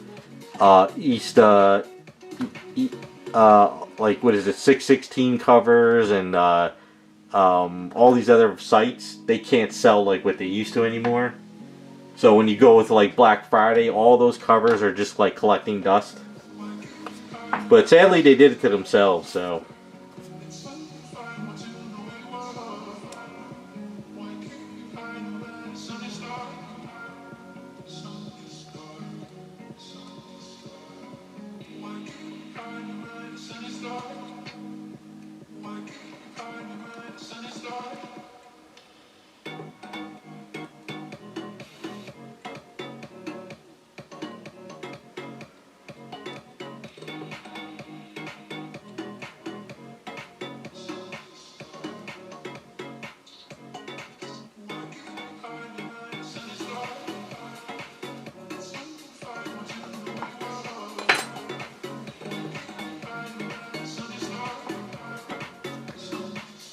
Yeah, I mean, I don't mind them making a buck either. I mean, it should be like one per person.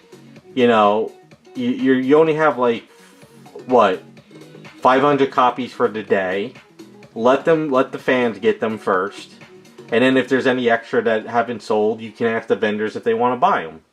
But when you sell it to the vendor that's 3 tables away from you and you give them 100 copies, you know, and they're just making bank on Whatnot, it's stupid. Because then you lose, then that's how they lost all their fans, which is funny, because they're like, oh, well, we'll just make our quick buck, get them out the door, and we're done for the weekend. But meanwhile, now you're making more copies, and all your fans walked away from your site. So they shot themselves in the foot.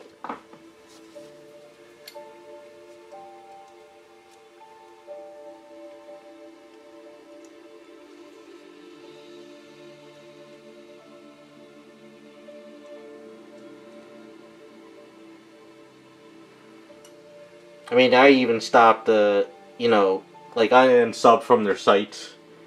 I'm like, screw it. I like, if I see a cover I want or a comic, I'll just wait till eBay until it's dead cheap, or if it's on Black Friday sales.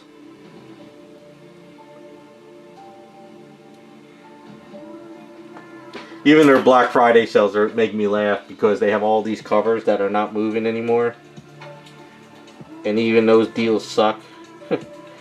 So I'm just like, oh well, it's yourself.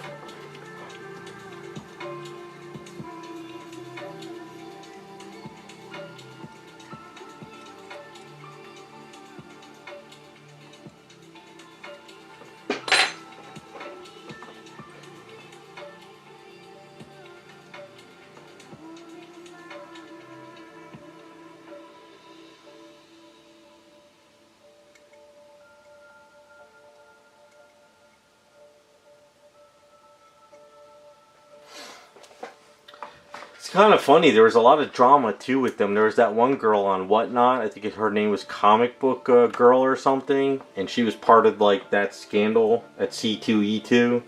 And then she was trying to tell everybody that she wasn't part of it, but meanwhile she's on Whatnot and she has like 50, 60, 100 copies to sell. So their little insider group fell apart, I guess.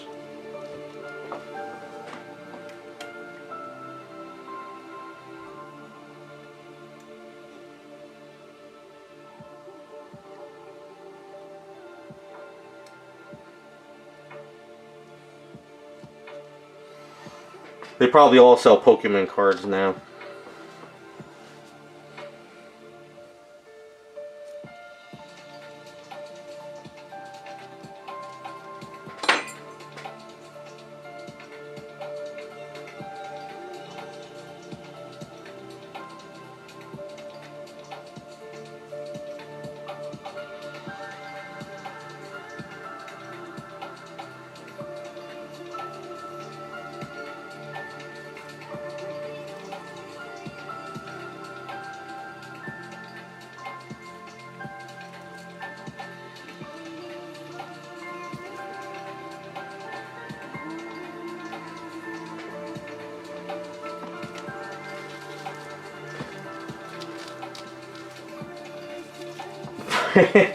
Pretty much.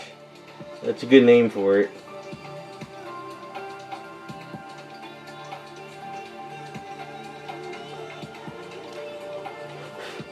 I mean, it's sad they moved to Pokemon cards, but I'm also kind of glad because I got kind of sick of these influencers. All they talked about was the price of comics.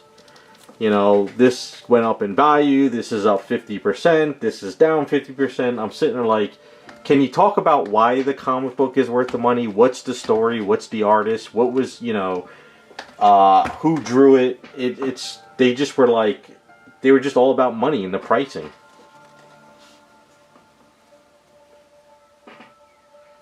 So it got very, very boring.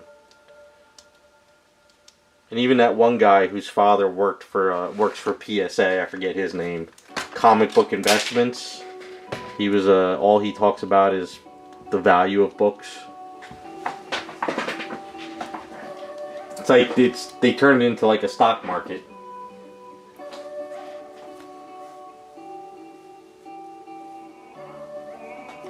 I don't know what's going on with Pokemon anymore. All I know is it's a crazy market.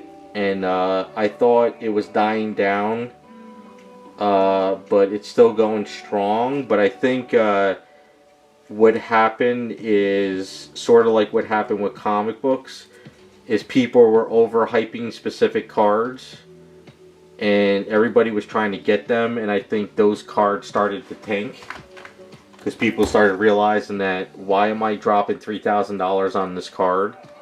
So I think a lot of the overhyped cards sort of kind of went away. So I think that's kind of what's going on with the Pokemon stuff, at least from what I've seen. You see, the 90s crash was, I think, different. I understand that everything got crazy with the alternate covers and stuff, but the stories were good, I would say. I enjoyed the 90s stories. It's just that now the stories were dog shit, I'll say. But the covers looked cool. So you were just buying the cover artwork, basically. You weren't really buying the story. Like, the 90s stories were fun. You know, they were comic book stories.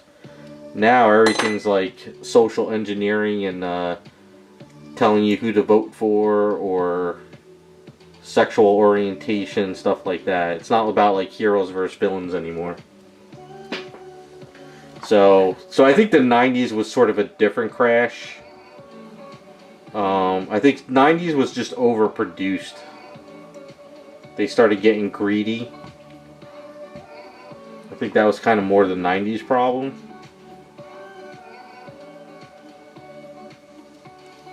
You know, you don't need the same comic book, but, you know, 15 different covers.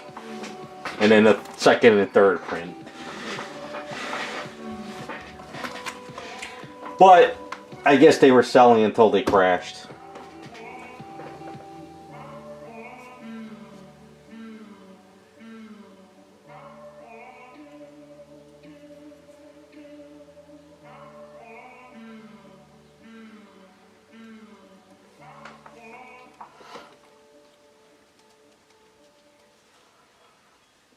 But it was fun in the 90s walking into the comic book store and seeing the new variant cover with that's got a foil or a bag or or a die cut cover or something. Good times.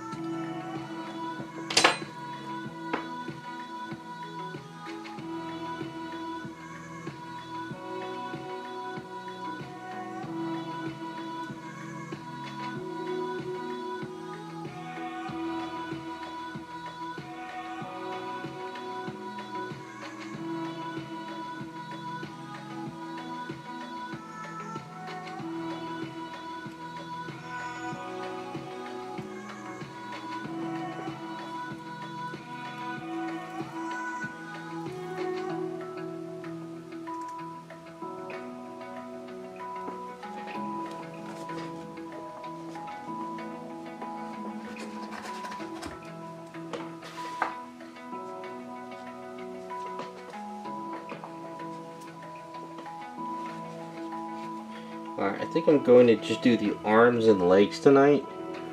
And I think I'll do the shoulders another day because I knew this masking was going to take forever.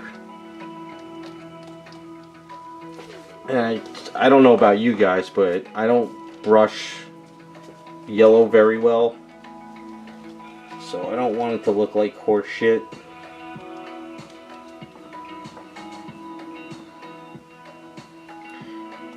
Tedious, boring work.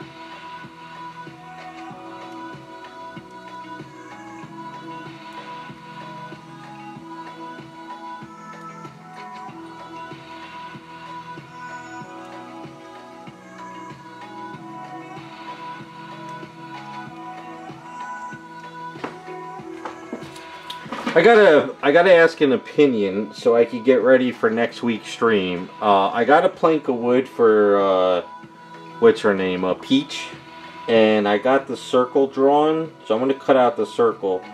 Should we do a wooden floor for her, or should we do like a checkered floor? What would be better for Peach's base?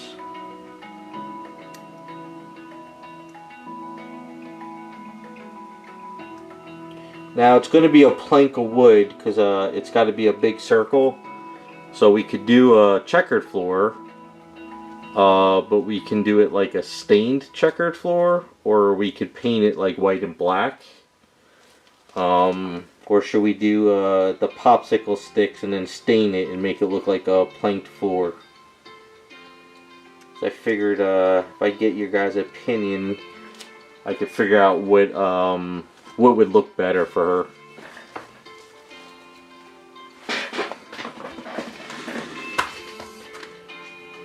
Bricks. Bricks could work, but the only problem is, how would I do it?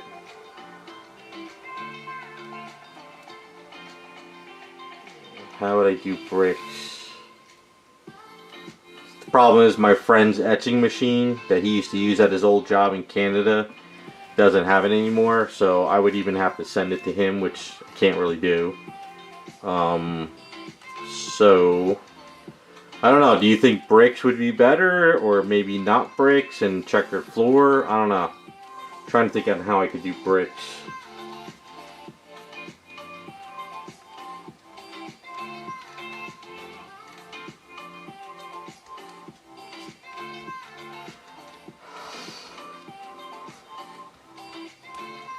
The only way I think I could do it is if I drew a pattern on, or I found a pattern online and then I did it on paper and sort of kind of copied it.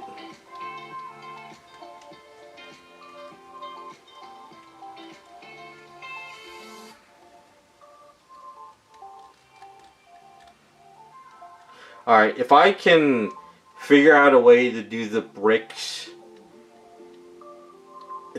to work, I'll see if I could come up with a plan.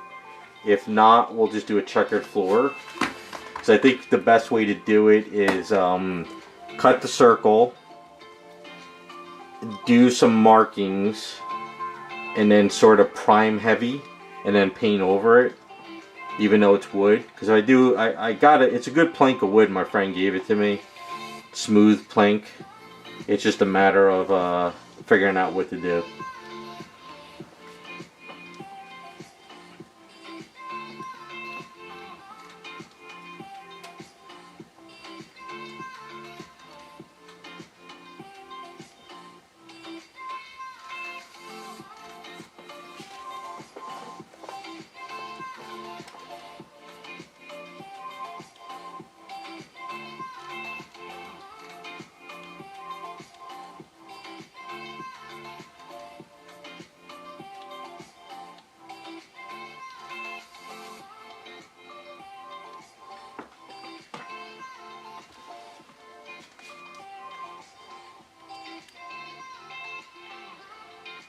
So if I do a checkered floor, I think the best way to do it would be, I can mark it, I can use my saw on my, the jig my friend made, and do like a very light cut in lines.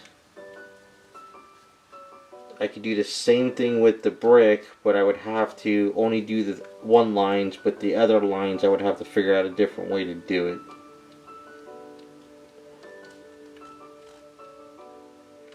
So, alright, I'm gonna think about it tomorrow. So yeah, I might have to do some garage work. So, I'll keep that in mind.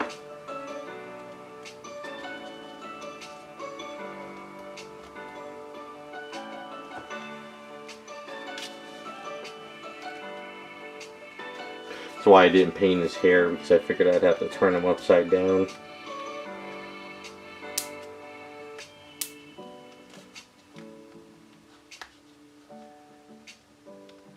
So the only reason why I say checkered Well,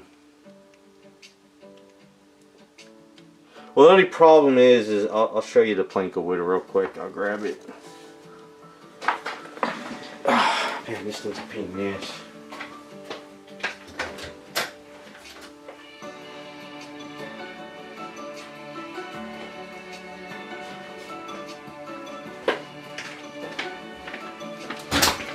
So I got the plank of wood, and I already made the circle. So if I left it regular wood, it would look weird, you know, having big things. It wouldn't be like in scale. So I'm thinking, you know, I could do a checkered floor where I can make marks, right?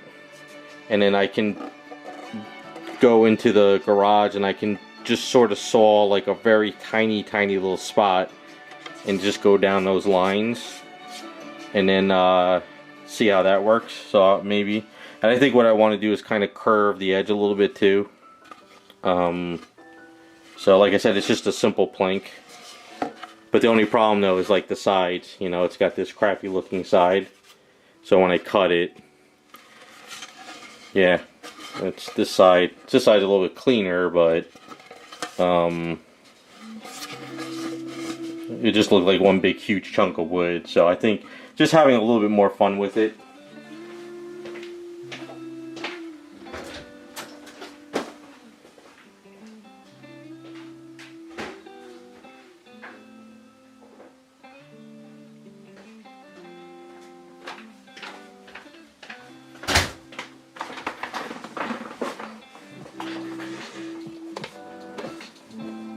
I mean, the other thing I could do is, like I said, is I can make the wooden floor and put the popsicle sticks down and make it look like wooden planks too, which I don't mind doing. I don't know if you guys think a wooden floor or a checkered floor would look better. I mean, I'm down for either or. I just, for some odd reason, the reason why I said checkered floor is for some odd reason I remember the one floor in the, I think it was Super Mario 64 was checkered, unless I'm wrong.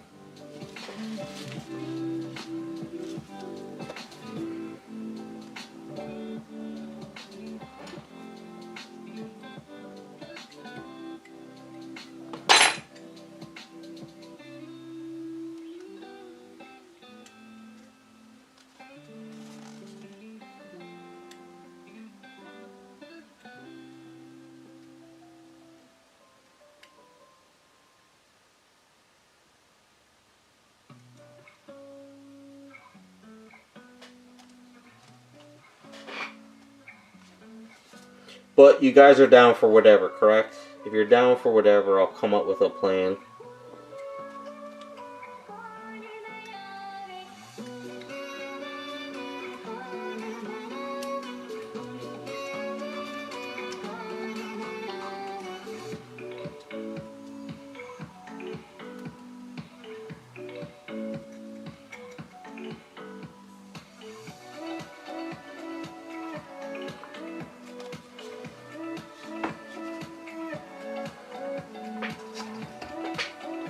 Alright.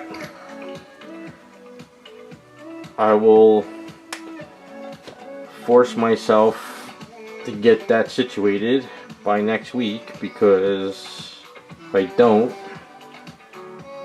who knows what other emergencies will pop up.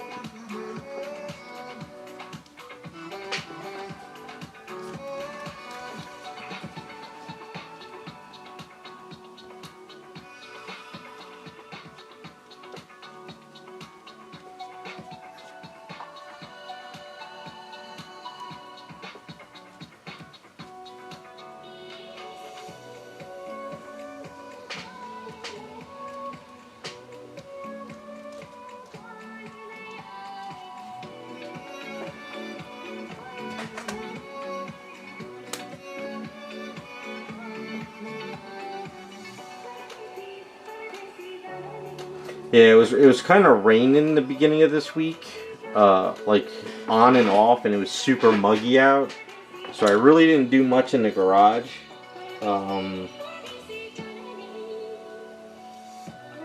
kind of why I really don't have any of this stuff ready today. But I did get the portable AC unit in finally, so I gotta wait for a hose to come.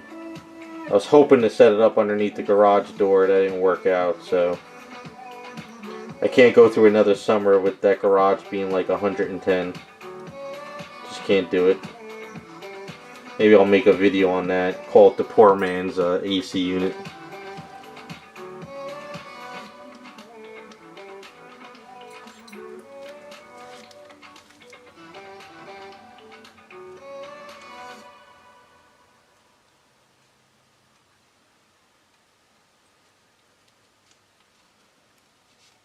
You guys are going to laugh on how I set it up.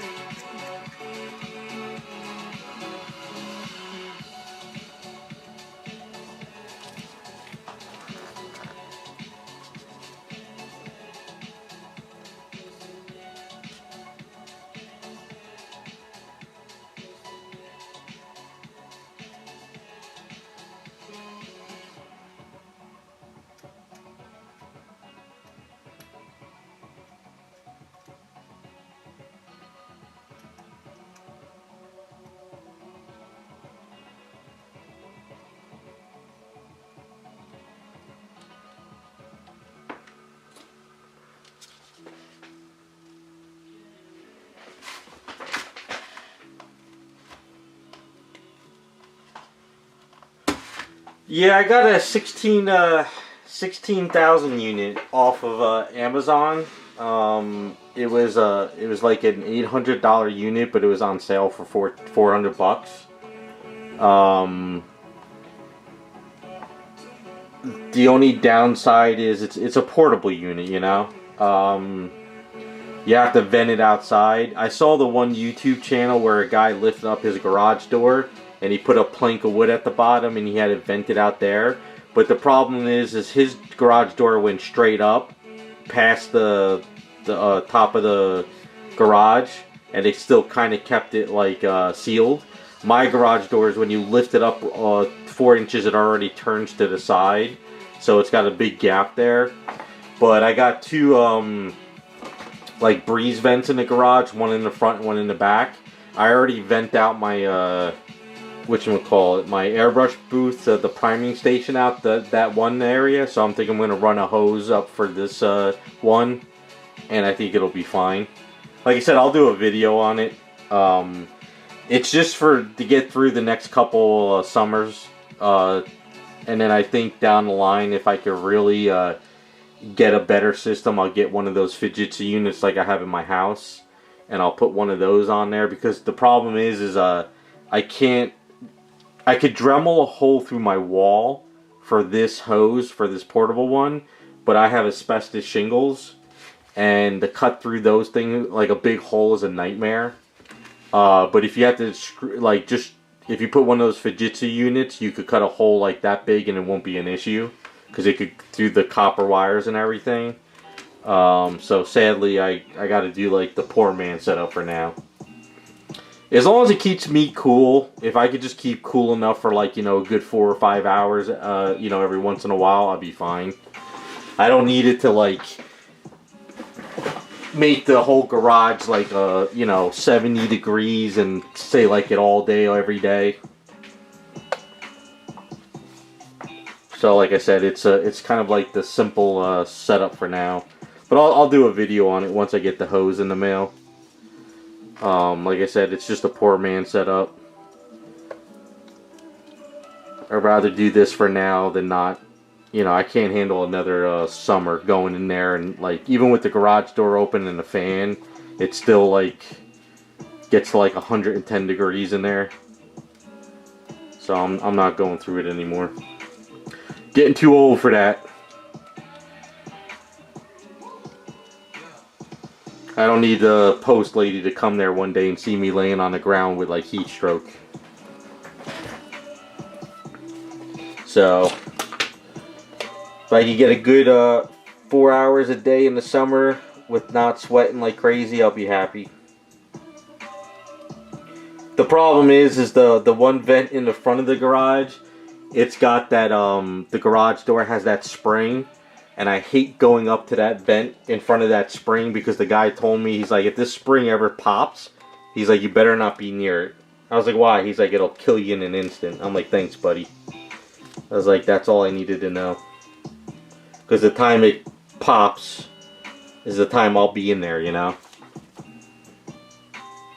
He said it's not going to happen, but he says there has been incidents where those springs pop.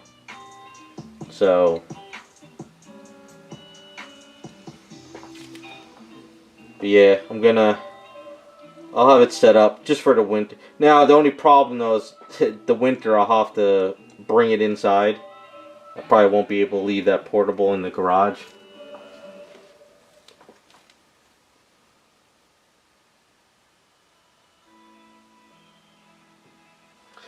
Oh, they were in there when it popped? Yes, yeah, I get a little bit worrisome going near that damn, you know, going up to the vent when that spring is right there in front of me.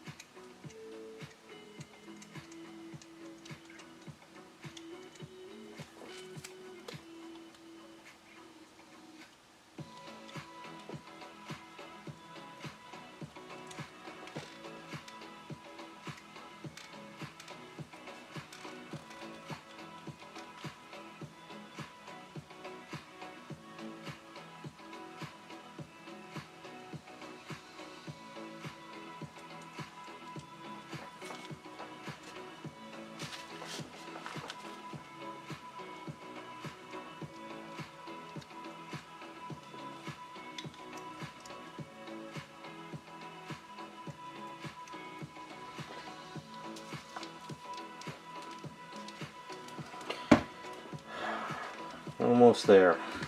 Almost. Now you may be wondering why I'm not using tape. because one, I don't want to destroy the paint-up, and two, this is not super cut for tape like the Sculpt, so it's not really I don't know, I hate tape. I hate tape with a passion on items.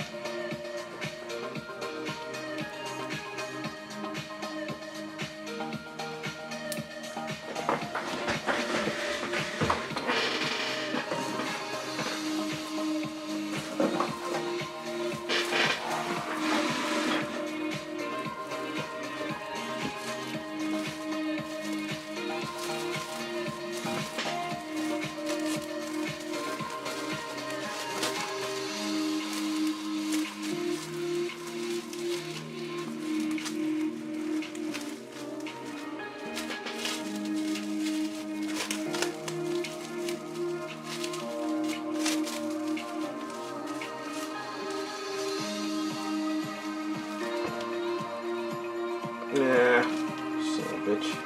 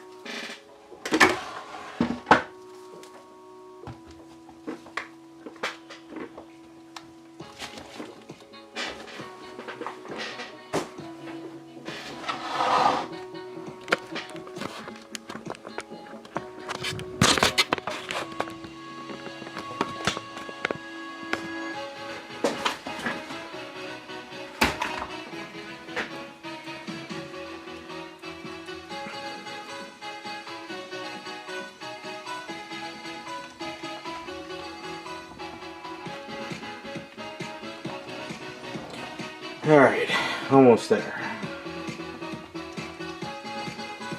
Sorry for the boring stream tonight, but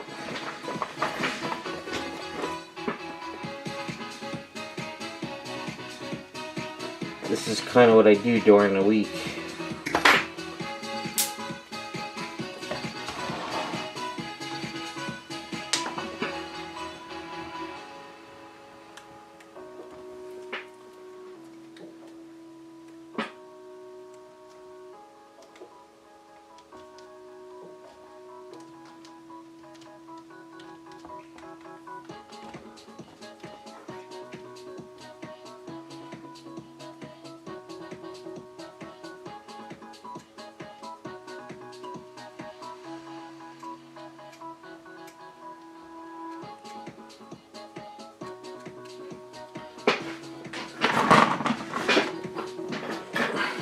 Well, that's good. Because, like I said, I keep wanting to get these projects done, and it's just one thing after another.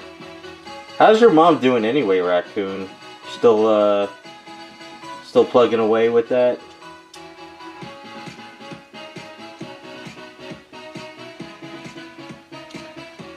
Because I got one in the hospital now, and then middle of June, the other one's going in for a knee replacement. So that's going to be another issue.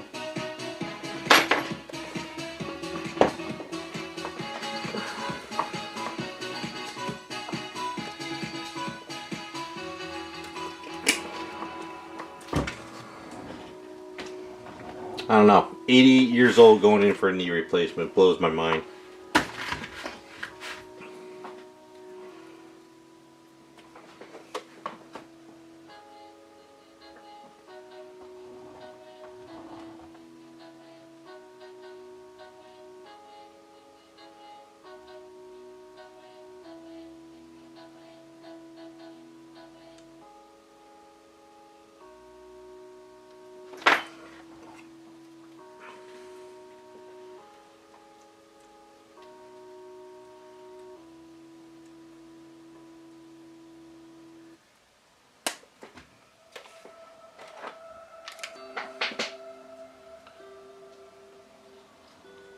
Well, that's good. Yeah, you gotta. That's the key thing. That's what everybody's been telling me. You gotta keep them active. You gotta keep them moving, because when you stop and you don't do anything, that's when everything goes downhill. And that's exactly what happened with my mother. So, see, my father's active, but the back pain and the knee problems is what keeps him from doing stuff. But gotta keep them moving. That's what the assistant living and the therapy all told me. They're like, we keep them moving, we keep them active, because if they're not, it just gets worse. Even just going to a center like that's good for them, you know. Get out of the house and do stuff. Just you could do my plan is you could take her to the senior center and not bring her back, you know. That's what my cousin always says. He's like, you know, we'll just drop them all off at the desert and we'll just let them fend for themselves. But he's got that sense of humor.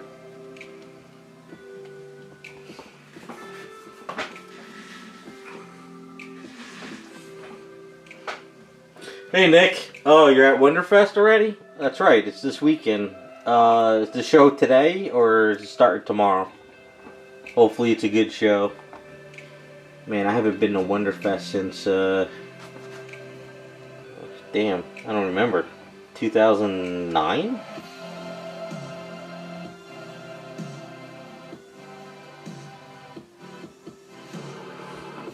Starts tomorrow. Do you have a table selling stuff?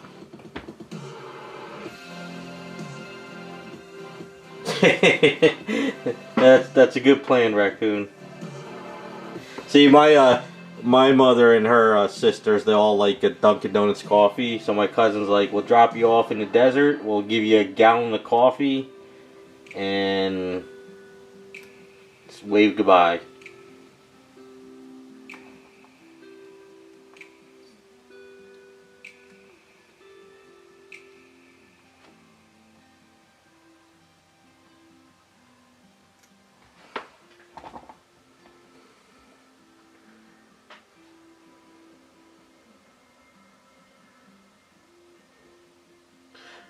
Oh, with Filmy's Girls? Is that the one he showed off with the girl at the gas pump? A friend of mine showed me the sketch of it. Or is that one that's coming out down the line? I forgot all about Filmy's Girls until they sent me that picture. I was like, oh wow. I guess he's still doing more stuff.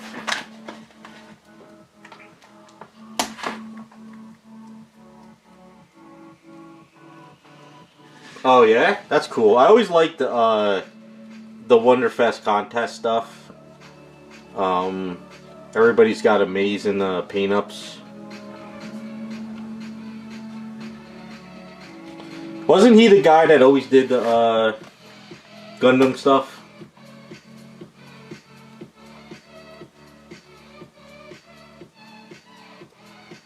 Oh, you shipped them? Oh, that's right. You forgot to tell me how much I paid, or did Joe pay already? Yeah, let me know. I forgot all about that.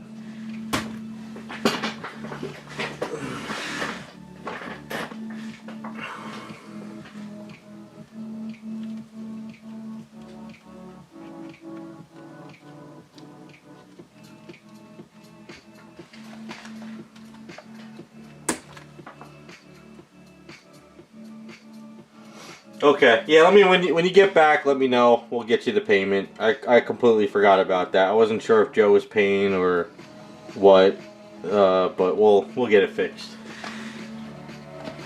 Yeah, I want to see the gas pump chick girl. I'm kind of curious on how that turned out. I always liked. I guess he doesn't use Roberto anymore.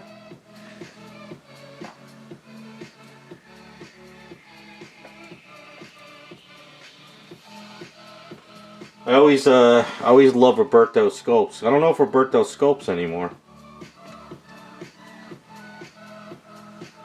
I love Roberto sculpts. He's such an amazing sculptor.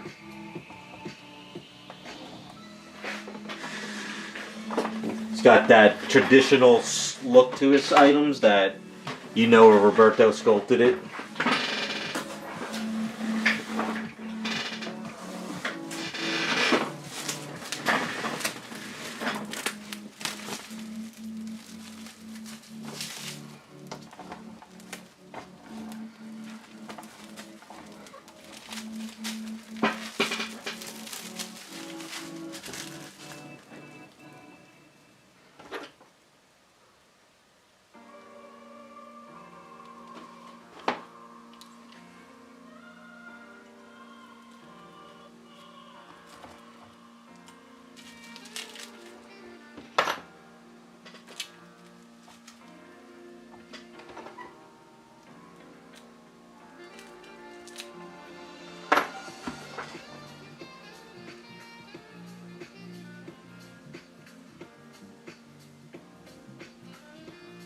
Oh, that's who sculpted it? Yeah, I need to see it. I'm kind of curious on that. Do me a favor. Ask Filmy or Jesse, if Jesse's at the show, if Roberto sculpts anymore. Roberto Von Burr. I'm kind of curious if he's sculpting. I'm sure Jesse's there. I think Jesse goes every year, right? I haven't talked to Jesse in ages. Every time I wanted to reach out, there was always something coming up.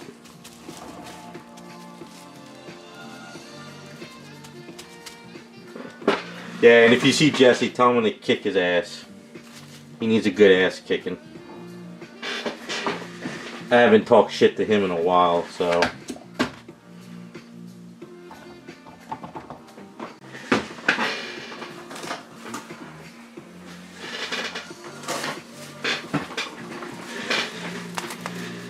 Yeah. Garage Kits Jesse. I think he's doing a sculpt recently. A friend of mine said he was doing something.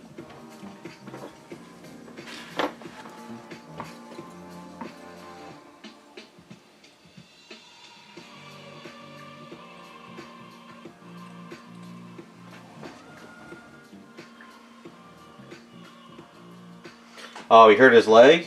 Yeah. He's getting old too. We're all getting old.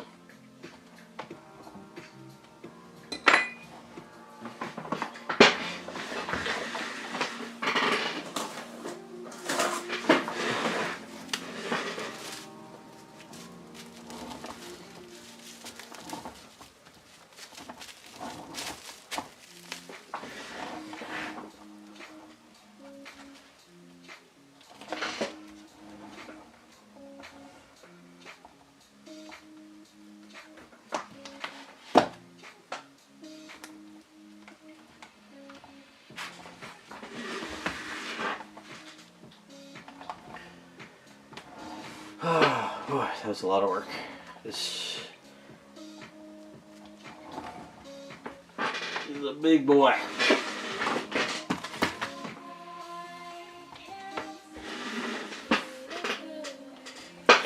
Alright.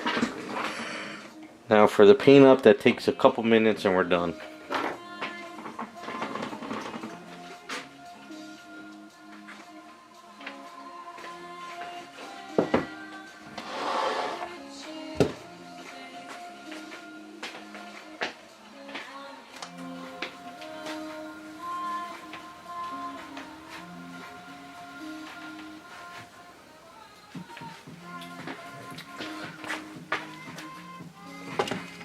Yeah.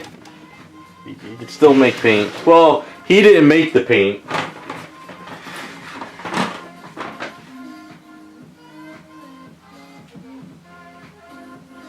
Yeah, show me whenever. I'm not in a rush to see it. Whenever the show's over or whatever.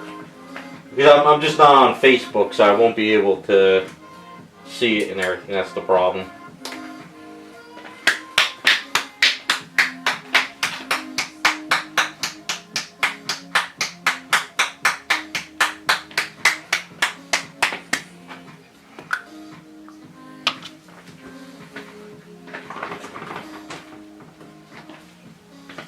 Damn, it got hot all of a sudden too. Just the heat's blasting in here.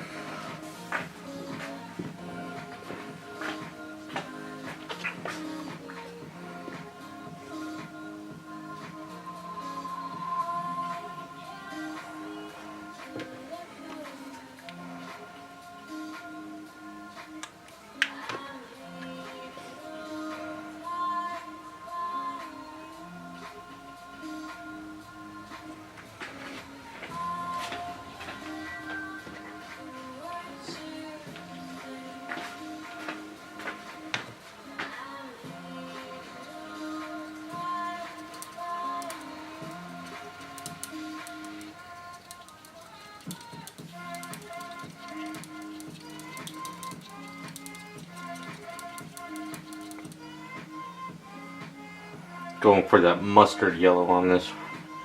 I don't want him to be bright yellow.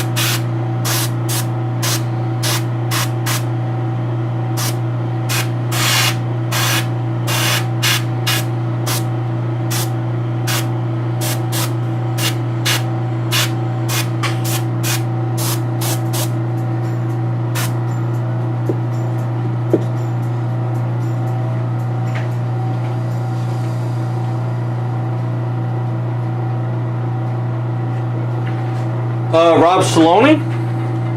You never met Rob before?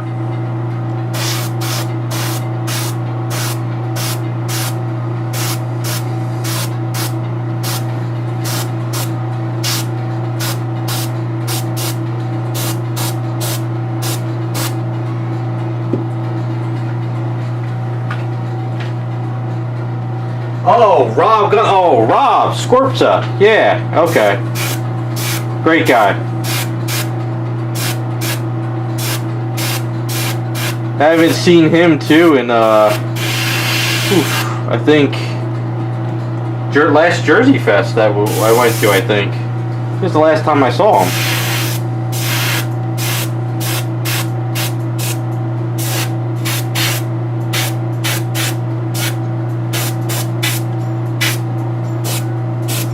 Yeah, good old I go by all the old statue form names.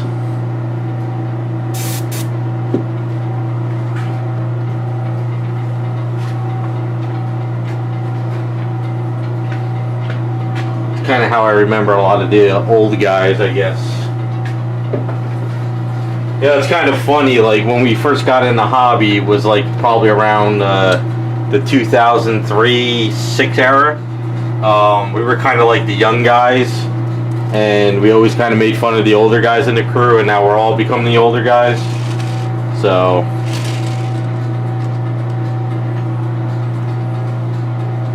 I know a couple guys passed away too.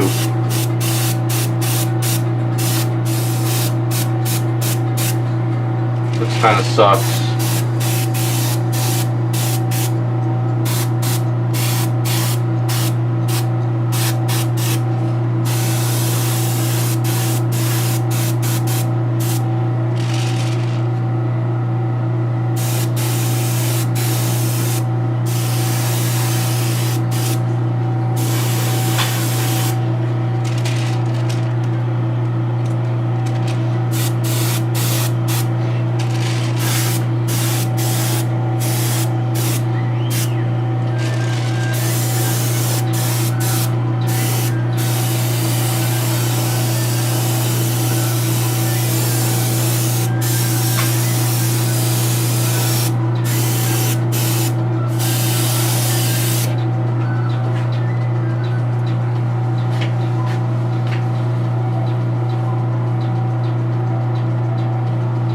Yeah.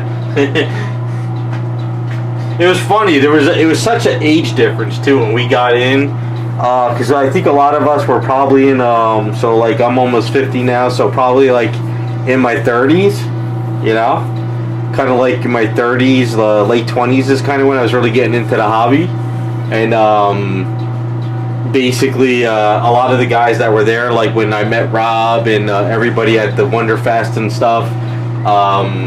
We were all young, and it was the old, and all the other guys were kind of more in their 60s almost. So it was a really different age gap. But now I guess we're the old farts now.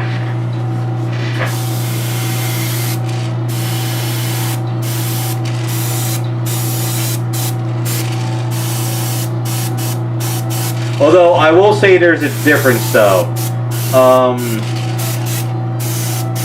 When I first went to Wonderfest, the older guys weren't very welcoming. They weren't really like... Some of them were, but a lot of the older guys at the Wonderfest when I, like around 2006, were not very, like they didn't like let new young people into their like groups. They really didn't talk about like techniques. They kind of wanted to keep everything secret. It was a really weird mentality. But there was others that kind of opened up and did stuff, but a lot of those guys are kind of like not around anymore. So I think the guys I kind of met up with, everybody just shoots ideas past each other with no problems. Like I said, it was a different mentality back then.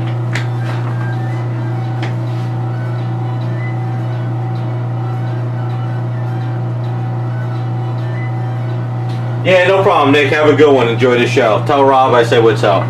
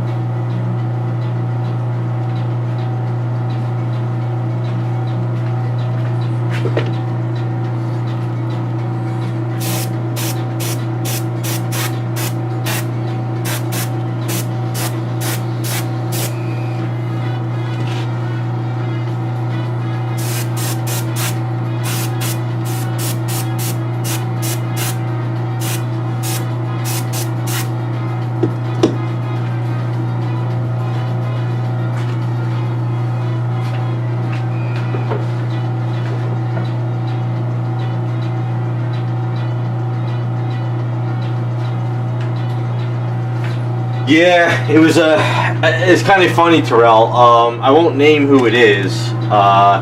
It's something I would only probably have to tell you up front in person, but there was someone I met at Wonderfest for the first time, and that's kind of when I started getting a little, I was getting a little bit more recognition because I was, you know, starting to become more of a painter and customizing, and I guess the second time I went to Wonderfest is when they started opening up a little bit more, and one of the guys told me that what you should do is, because I was doing a lot of YouTube videos and I was explaining a little how I do things, and the person said to me that, you know, you're doing really good work and I like your stuff, but he's like, you should really stop like telling people your secrets. You need to keep everything like to yourself. And I sat there and I was like, why?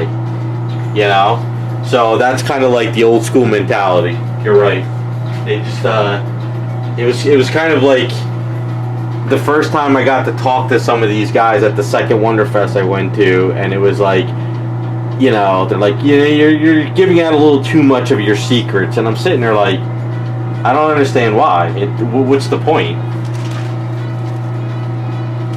I'm like, I'm learning from you guys anyway, from the shows and, you know, the classes, so I don't see the problem with it. But yeah, it was a very different mentality, I guess you can say.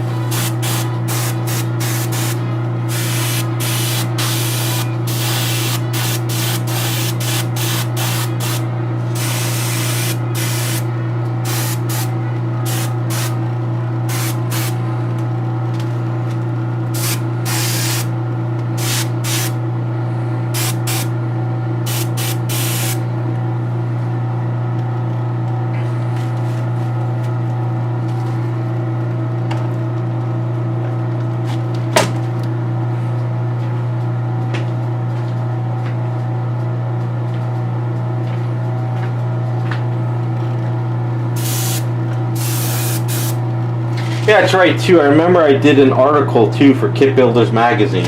I forgot all about that. That was one of the other things I did back in the day. Forgot all about Kit Builders. Now that I'm thinking about Wonderfest.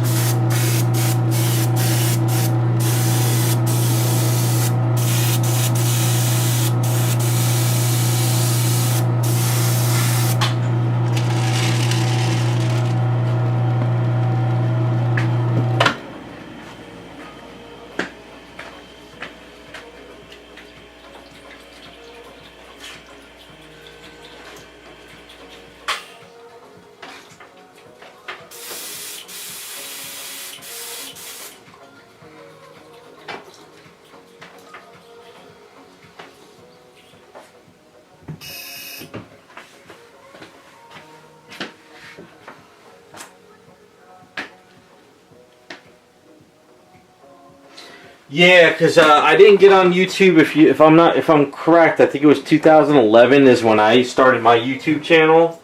But I think that's when YouTube definitely started getting bigger and more people were making channels. And before you knew it, like, you didn't really need to even go to like Wonderfest anymore. People were all showing their techniques online. I mean, it still was good to go and everything, but it changed the landscape, you know. All those people who were trying to keep their secrets, like, everybody was just making videos on stuff.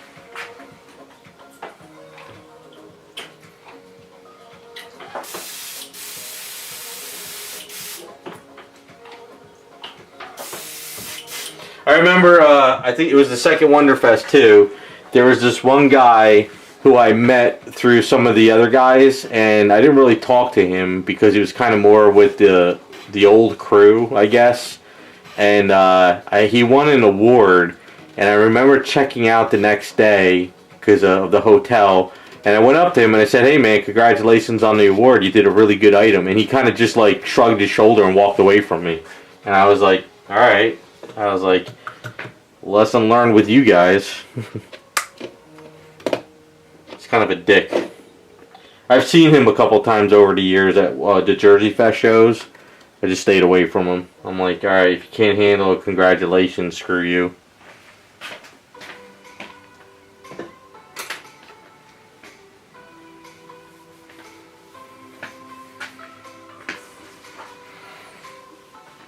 I don't know, when I've gone to the shows and people come up to me, I sit there and talk to them and, you know, shoot the shit and try to talk to everybody, but this guy was like, he didn't want to know anybody or know anything. He just wanted his award, and I don't know. Very strange.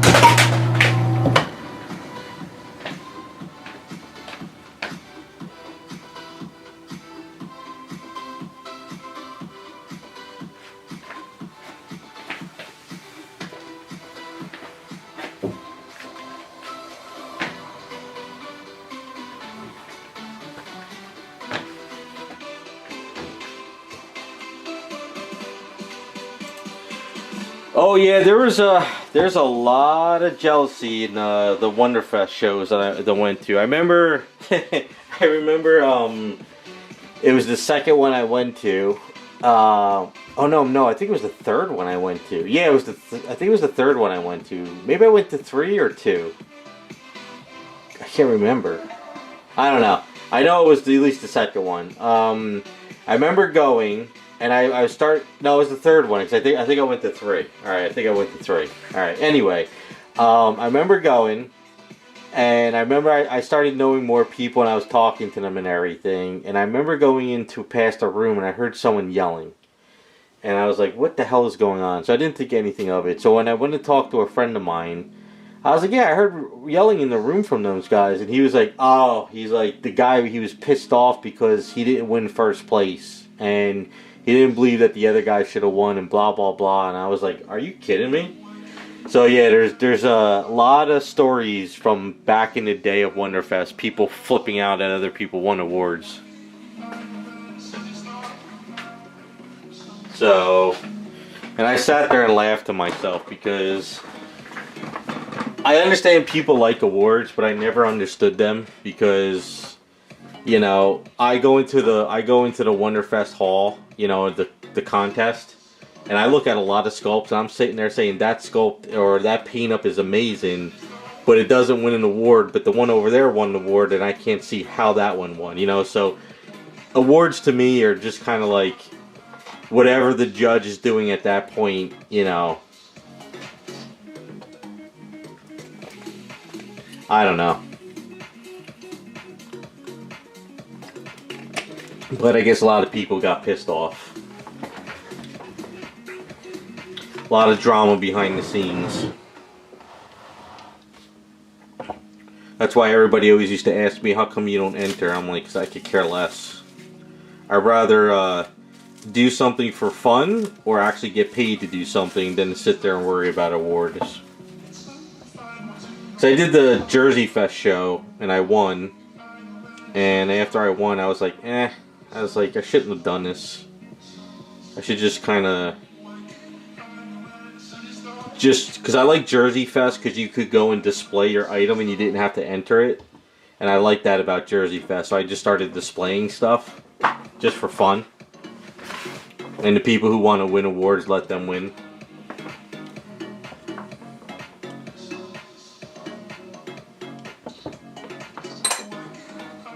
You know, if you got a full-time job and you're doing stuff on the side and stuff, and you want to, you know, enter something, that's kind of like more for, kind of more like let those people enter. Yeah, I won the best superhero in show or something. I have it in the other room. I'll show it to you. So it's the only award I've won, and it's the only contest I entered.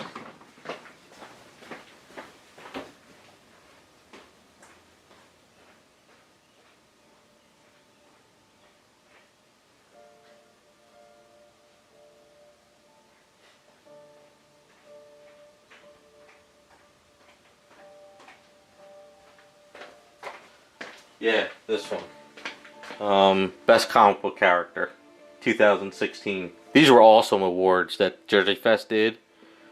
This was for the Power Girl I did.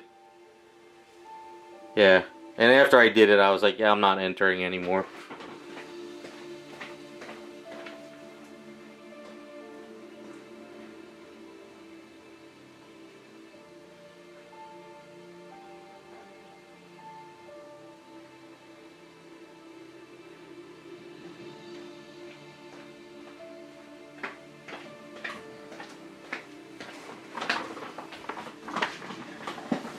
But the only reason why I entered is because my friends made me do it. They were like, you gotta enter, you gotta enter. I was like, alright.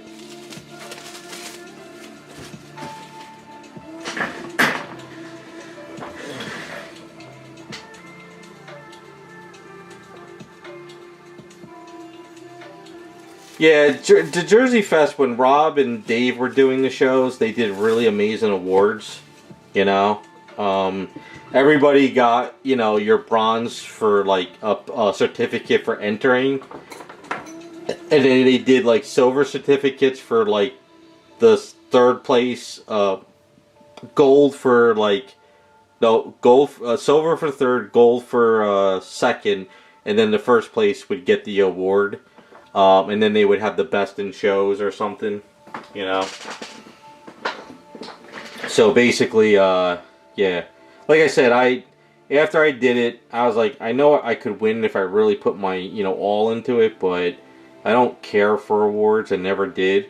Like, even in high school for, like, football, you know, I got MVP Minutemen, and I got, like, awards in high school. I just would kind of want to throw them out. So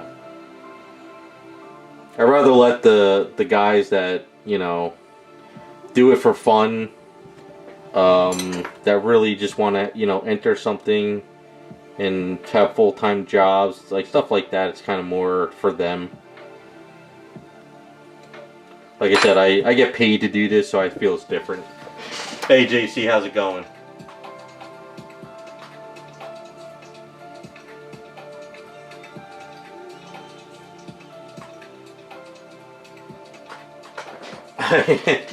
Yeah, I started focusing more on the YouTube and growing this business and all that stuff, so kind of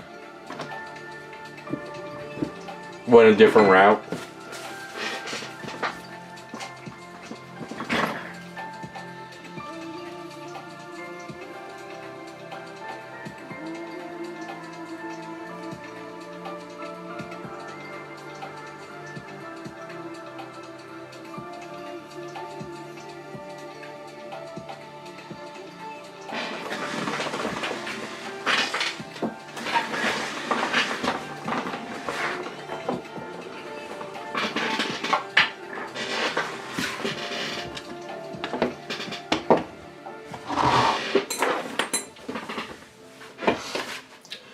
Yeah, and like I said, there's also a lot of drama involved too.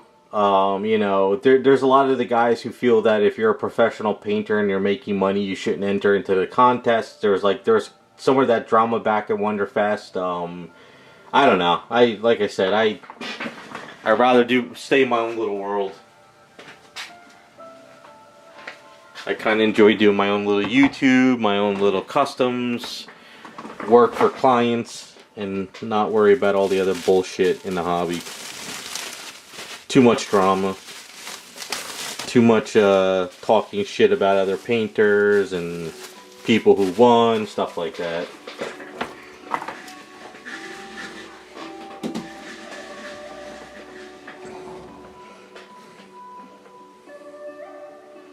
I think there was I forgot who I talked to. They said there was a discussion about me at a Wonderfest once, because they were wondering how I can make a living off of this, And I told a lot of people the key is just stay off Facebook and do your own thing. You know, don't worry about the guy sitting next to you or the other guy on the other YouTube channel. Just do your own damn thing. You don't need to... The guys who sit there and worry about everybody else never get anything done.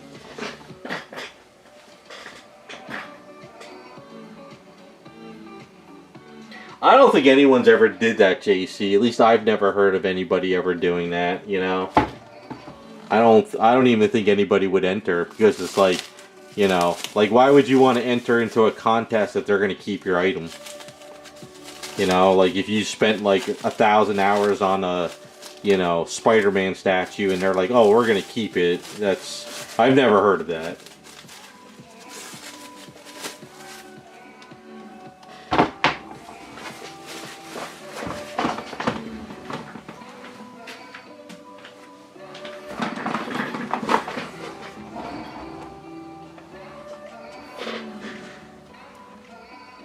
Then again, if they were to keep all the items, I mean, if the contest has like 100 items, where the hell are they going to put it all, you know?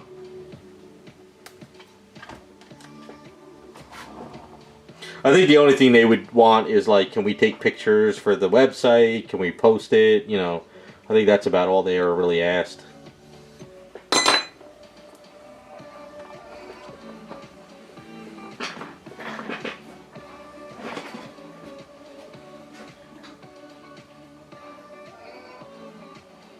Yeah, but that's Vegas. Vegas is a shiesty town, you know. I'm pretty sure the stuff that they try and pull in Vegas is a nightmare.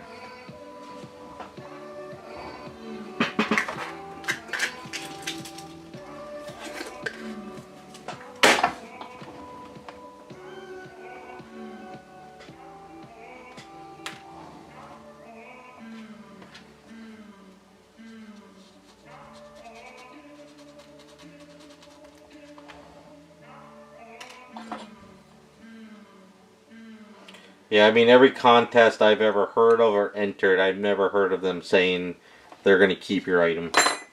That's whoever came up with that idea was trying to make a good buck in Vegas. Probably had to pay some bookies or something, you know. Probably owed some big money to some people. Guy was probably like, you know what, I'll have an art contest. We'll get some guy like Frazetta to come in and we'll sell his item for $50,000.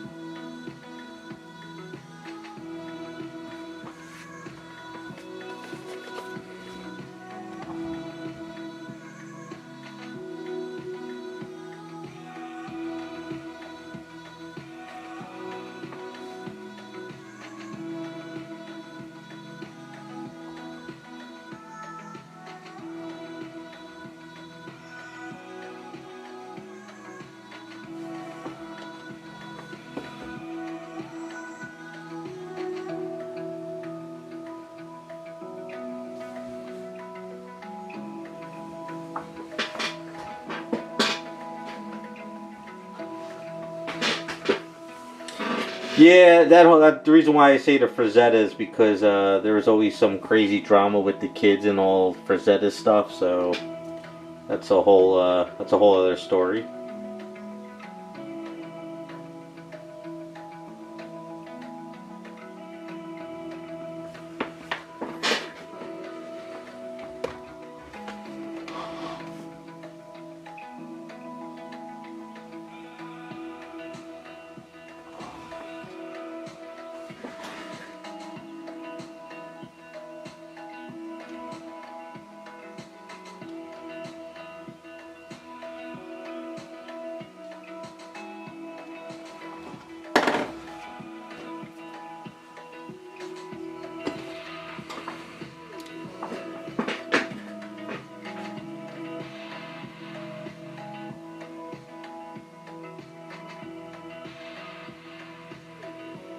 Anytime I gave away something, I don't know. I don't think I ever had an opportunity to do so. Honestly, I think the only time I ever, like, I think really, like, not really done like a custom to give away. My friend Tim, who had a barbecue party, I gave that elf bust that I tried with the water experiment as one of the giveaways. But I don't think I've ever had a chance to do like a donation. And I think it would be kind of hard to do one anyway.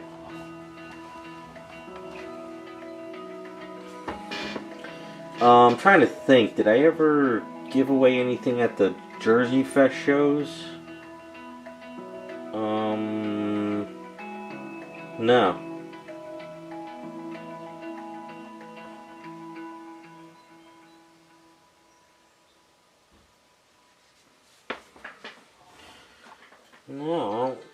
No, not really.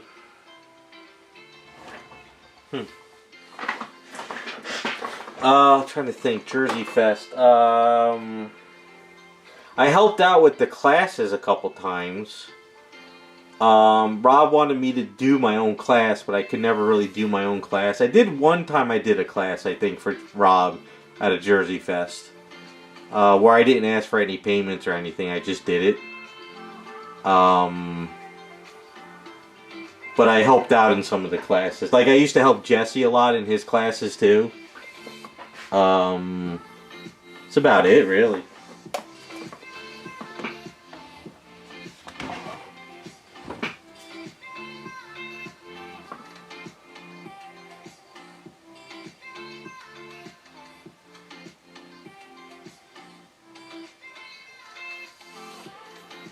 But never came across any donations or for like a good cause or anything like that. It's not really, it's kind of hard to do it, you know, sit there and work on something for a couple weeks. I'm trying to think, did they ever do auctions? No, I don't think they ever did any auctions either for like good causes.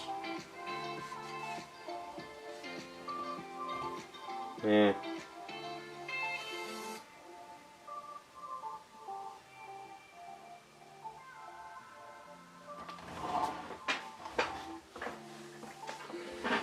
Yeah, sorry, no recollection or anything like that.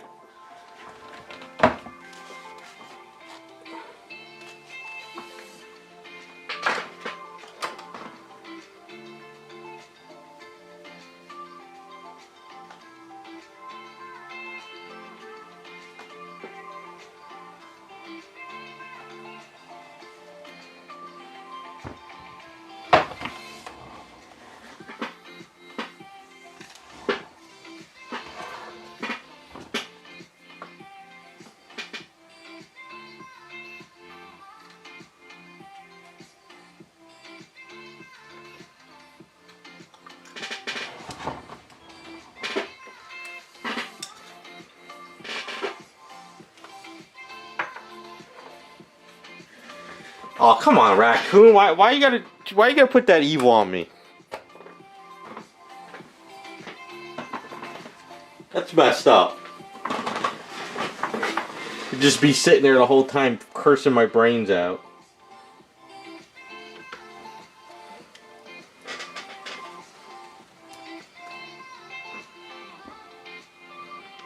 You guys want to jinx me, don't you?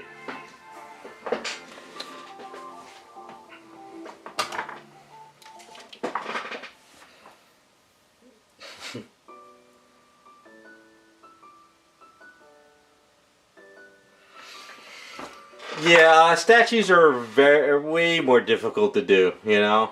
I mean, I'm not saying I would never do it, but it's, you know, it's not an easy thing. But then when you got like people like Raccoon that wanna really screw you over.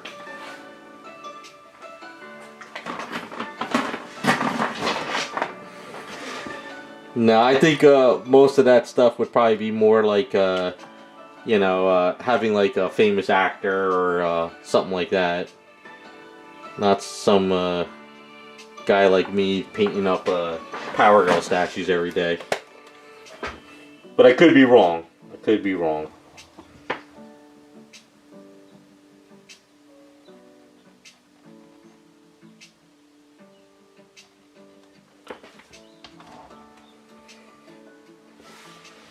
Stranger things have happened in my life, so...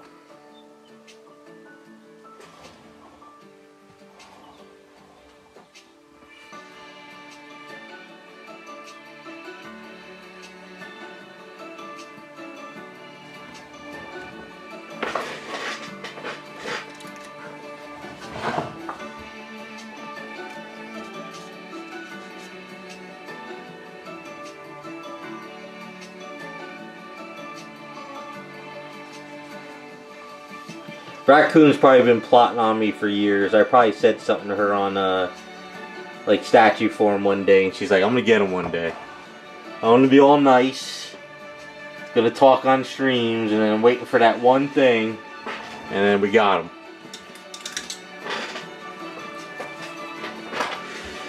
You plotting on me, boy?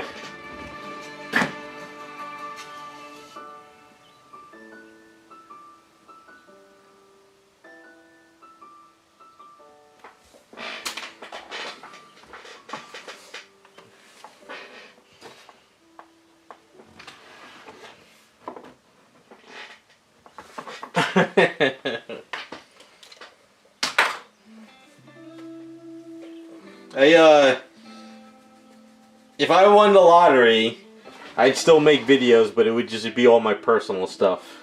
I wouldn't do commissions anymore. Maybe do stuff for the OG guys in chat like you guys, but other than that, no.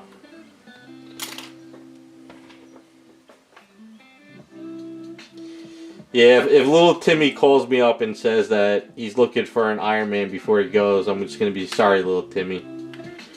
I just can't do an Iron Man for you. It's just not in the cards.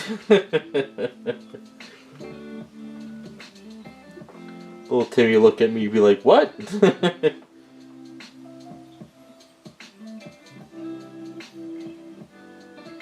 You see me on the news, local painter won't help Make-A-Wish child because he hates Iron Man.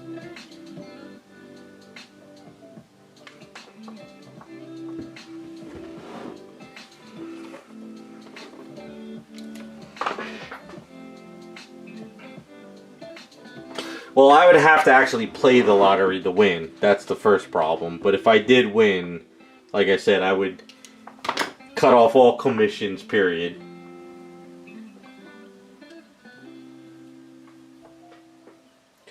Well, what I would do, Terrell, is I would actually hire a sculptor to make the Holy Grail that I want done.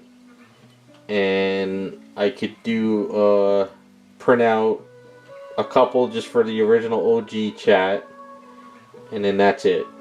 Everyone gets one, and then that's it. I'll paint them all up, and I'm done for the rest of my life.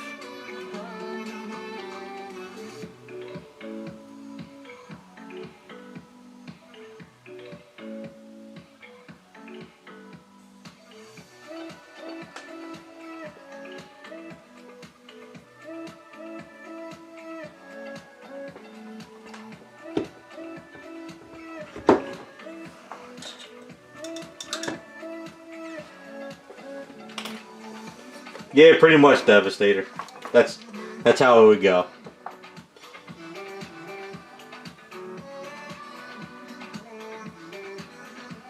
I'm joking now. I would do it. I don't want people finding this video and start blowing up YouTube. I'm just sitting here one day and I see my videos everywhere.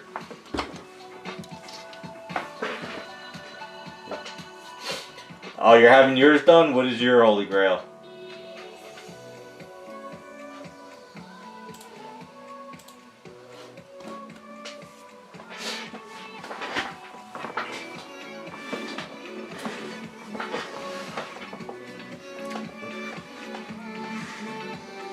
Oh, man.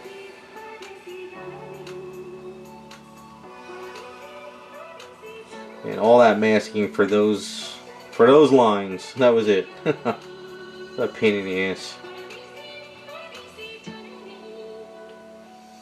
Definitely looks like a Bowen statue, that's for sure. Looks like a Bowen statue.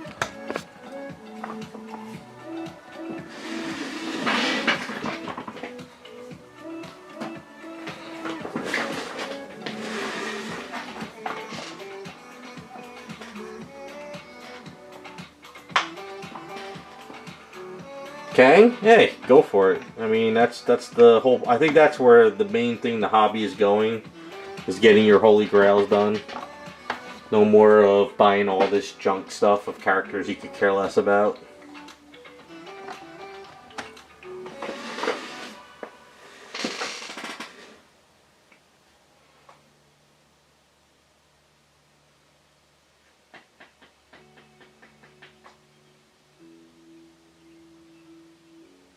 Oh yeah, in California, if you win the lottery, you're gonna have to pay. You're gonna lose money actually. You win the lottery, they'll tax you, and then they'll come after your house. And yeah, California's probably the worst place to win the lottery. And then if you leave California, they tax you too, because they do that in New Jersey. So.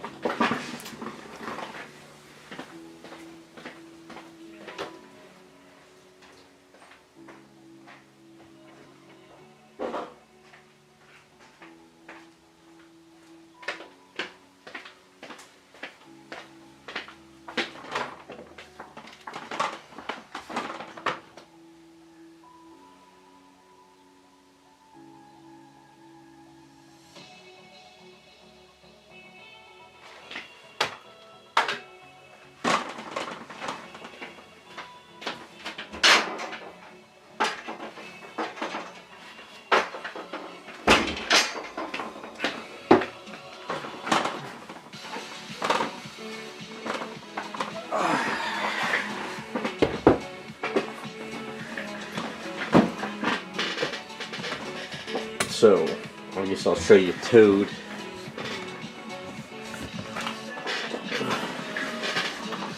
It's alright. It's not like you're winning the lottery anyway, let's face it. I heard a lot of stories about the lottery winners, and ever since they did that thing where you could win the lottery anonymously, and they always claim there's a winner, a lot of people have been saying, like, people who are connected to government officials and family members are the ones who have been winning the lottery over the past, like, 10 years. So, I'm pretty sure the lotteries are rigged. So, I'd rather save my $20 a week and buy another statue than try to win.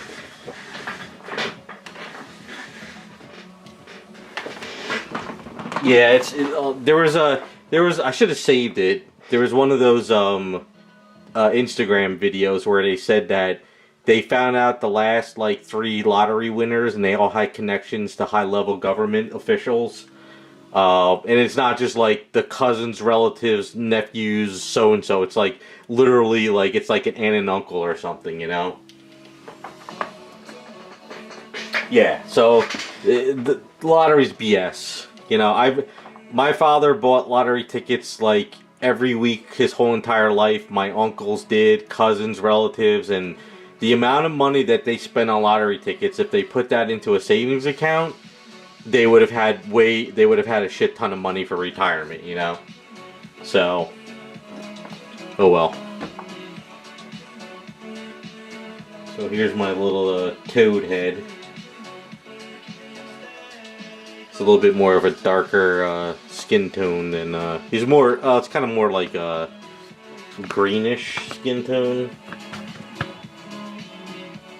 so he's a little bit different. It's bad lighting tonight for some reason,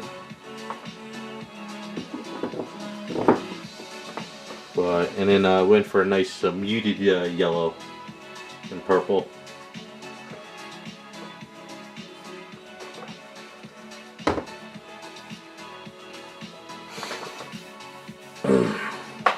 Alright, so I gotta do his shoulders next, his collar, and then I'm going to do the belt in a little bit of a different color. Get his boots, the bottom of his boots painted like a black, and then the bases, and put them together, hair, and done.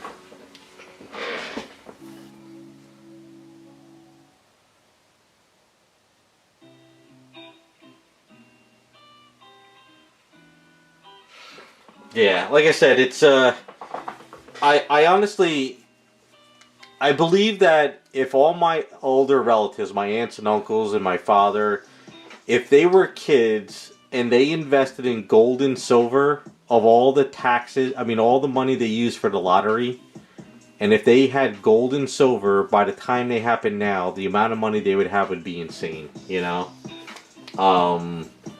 So, like, it's that older generation where the government tricked everyone. Oh, you could win the lottery. Just $2 or $4 a week and blah, blah, blah. And nobody ever won.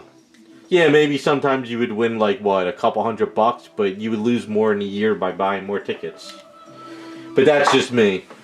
I think the last time I bought a lottery ticket or a scratch-off was in high school. I remember senior in high school, my friend was getting addicted to lottery ticket scratch-offs, so I went with him to 7-Eleven. We bought a couple. I think I spent like $5 because, you know, they were like dollar scratch-offs. And every single one of them I lost, and I was like, this is pointless. But he would go back in and drop another like $20 on them. So, yeah, I ain't winning. I ain't winning.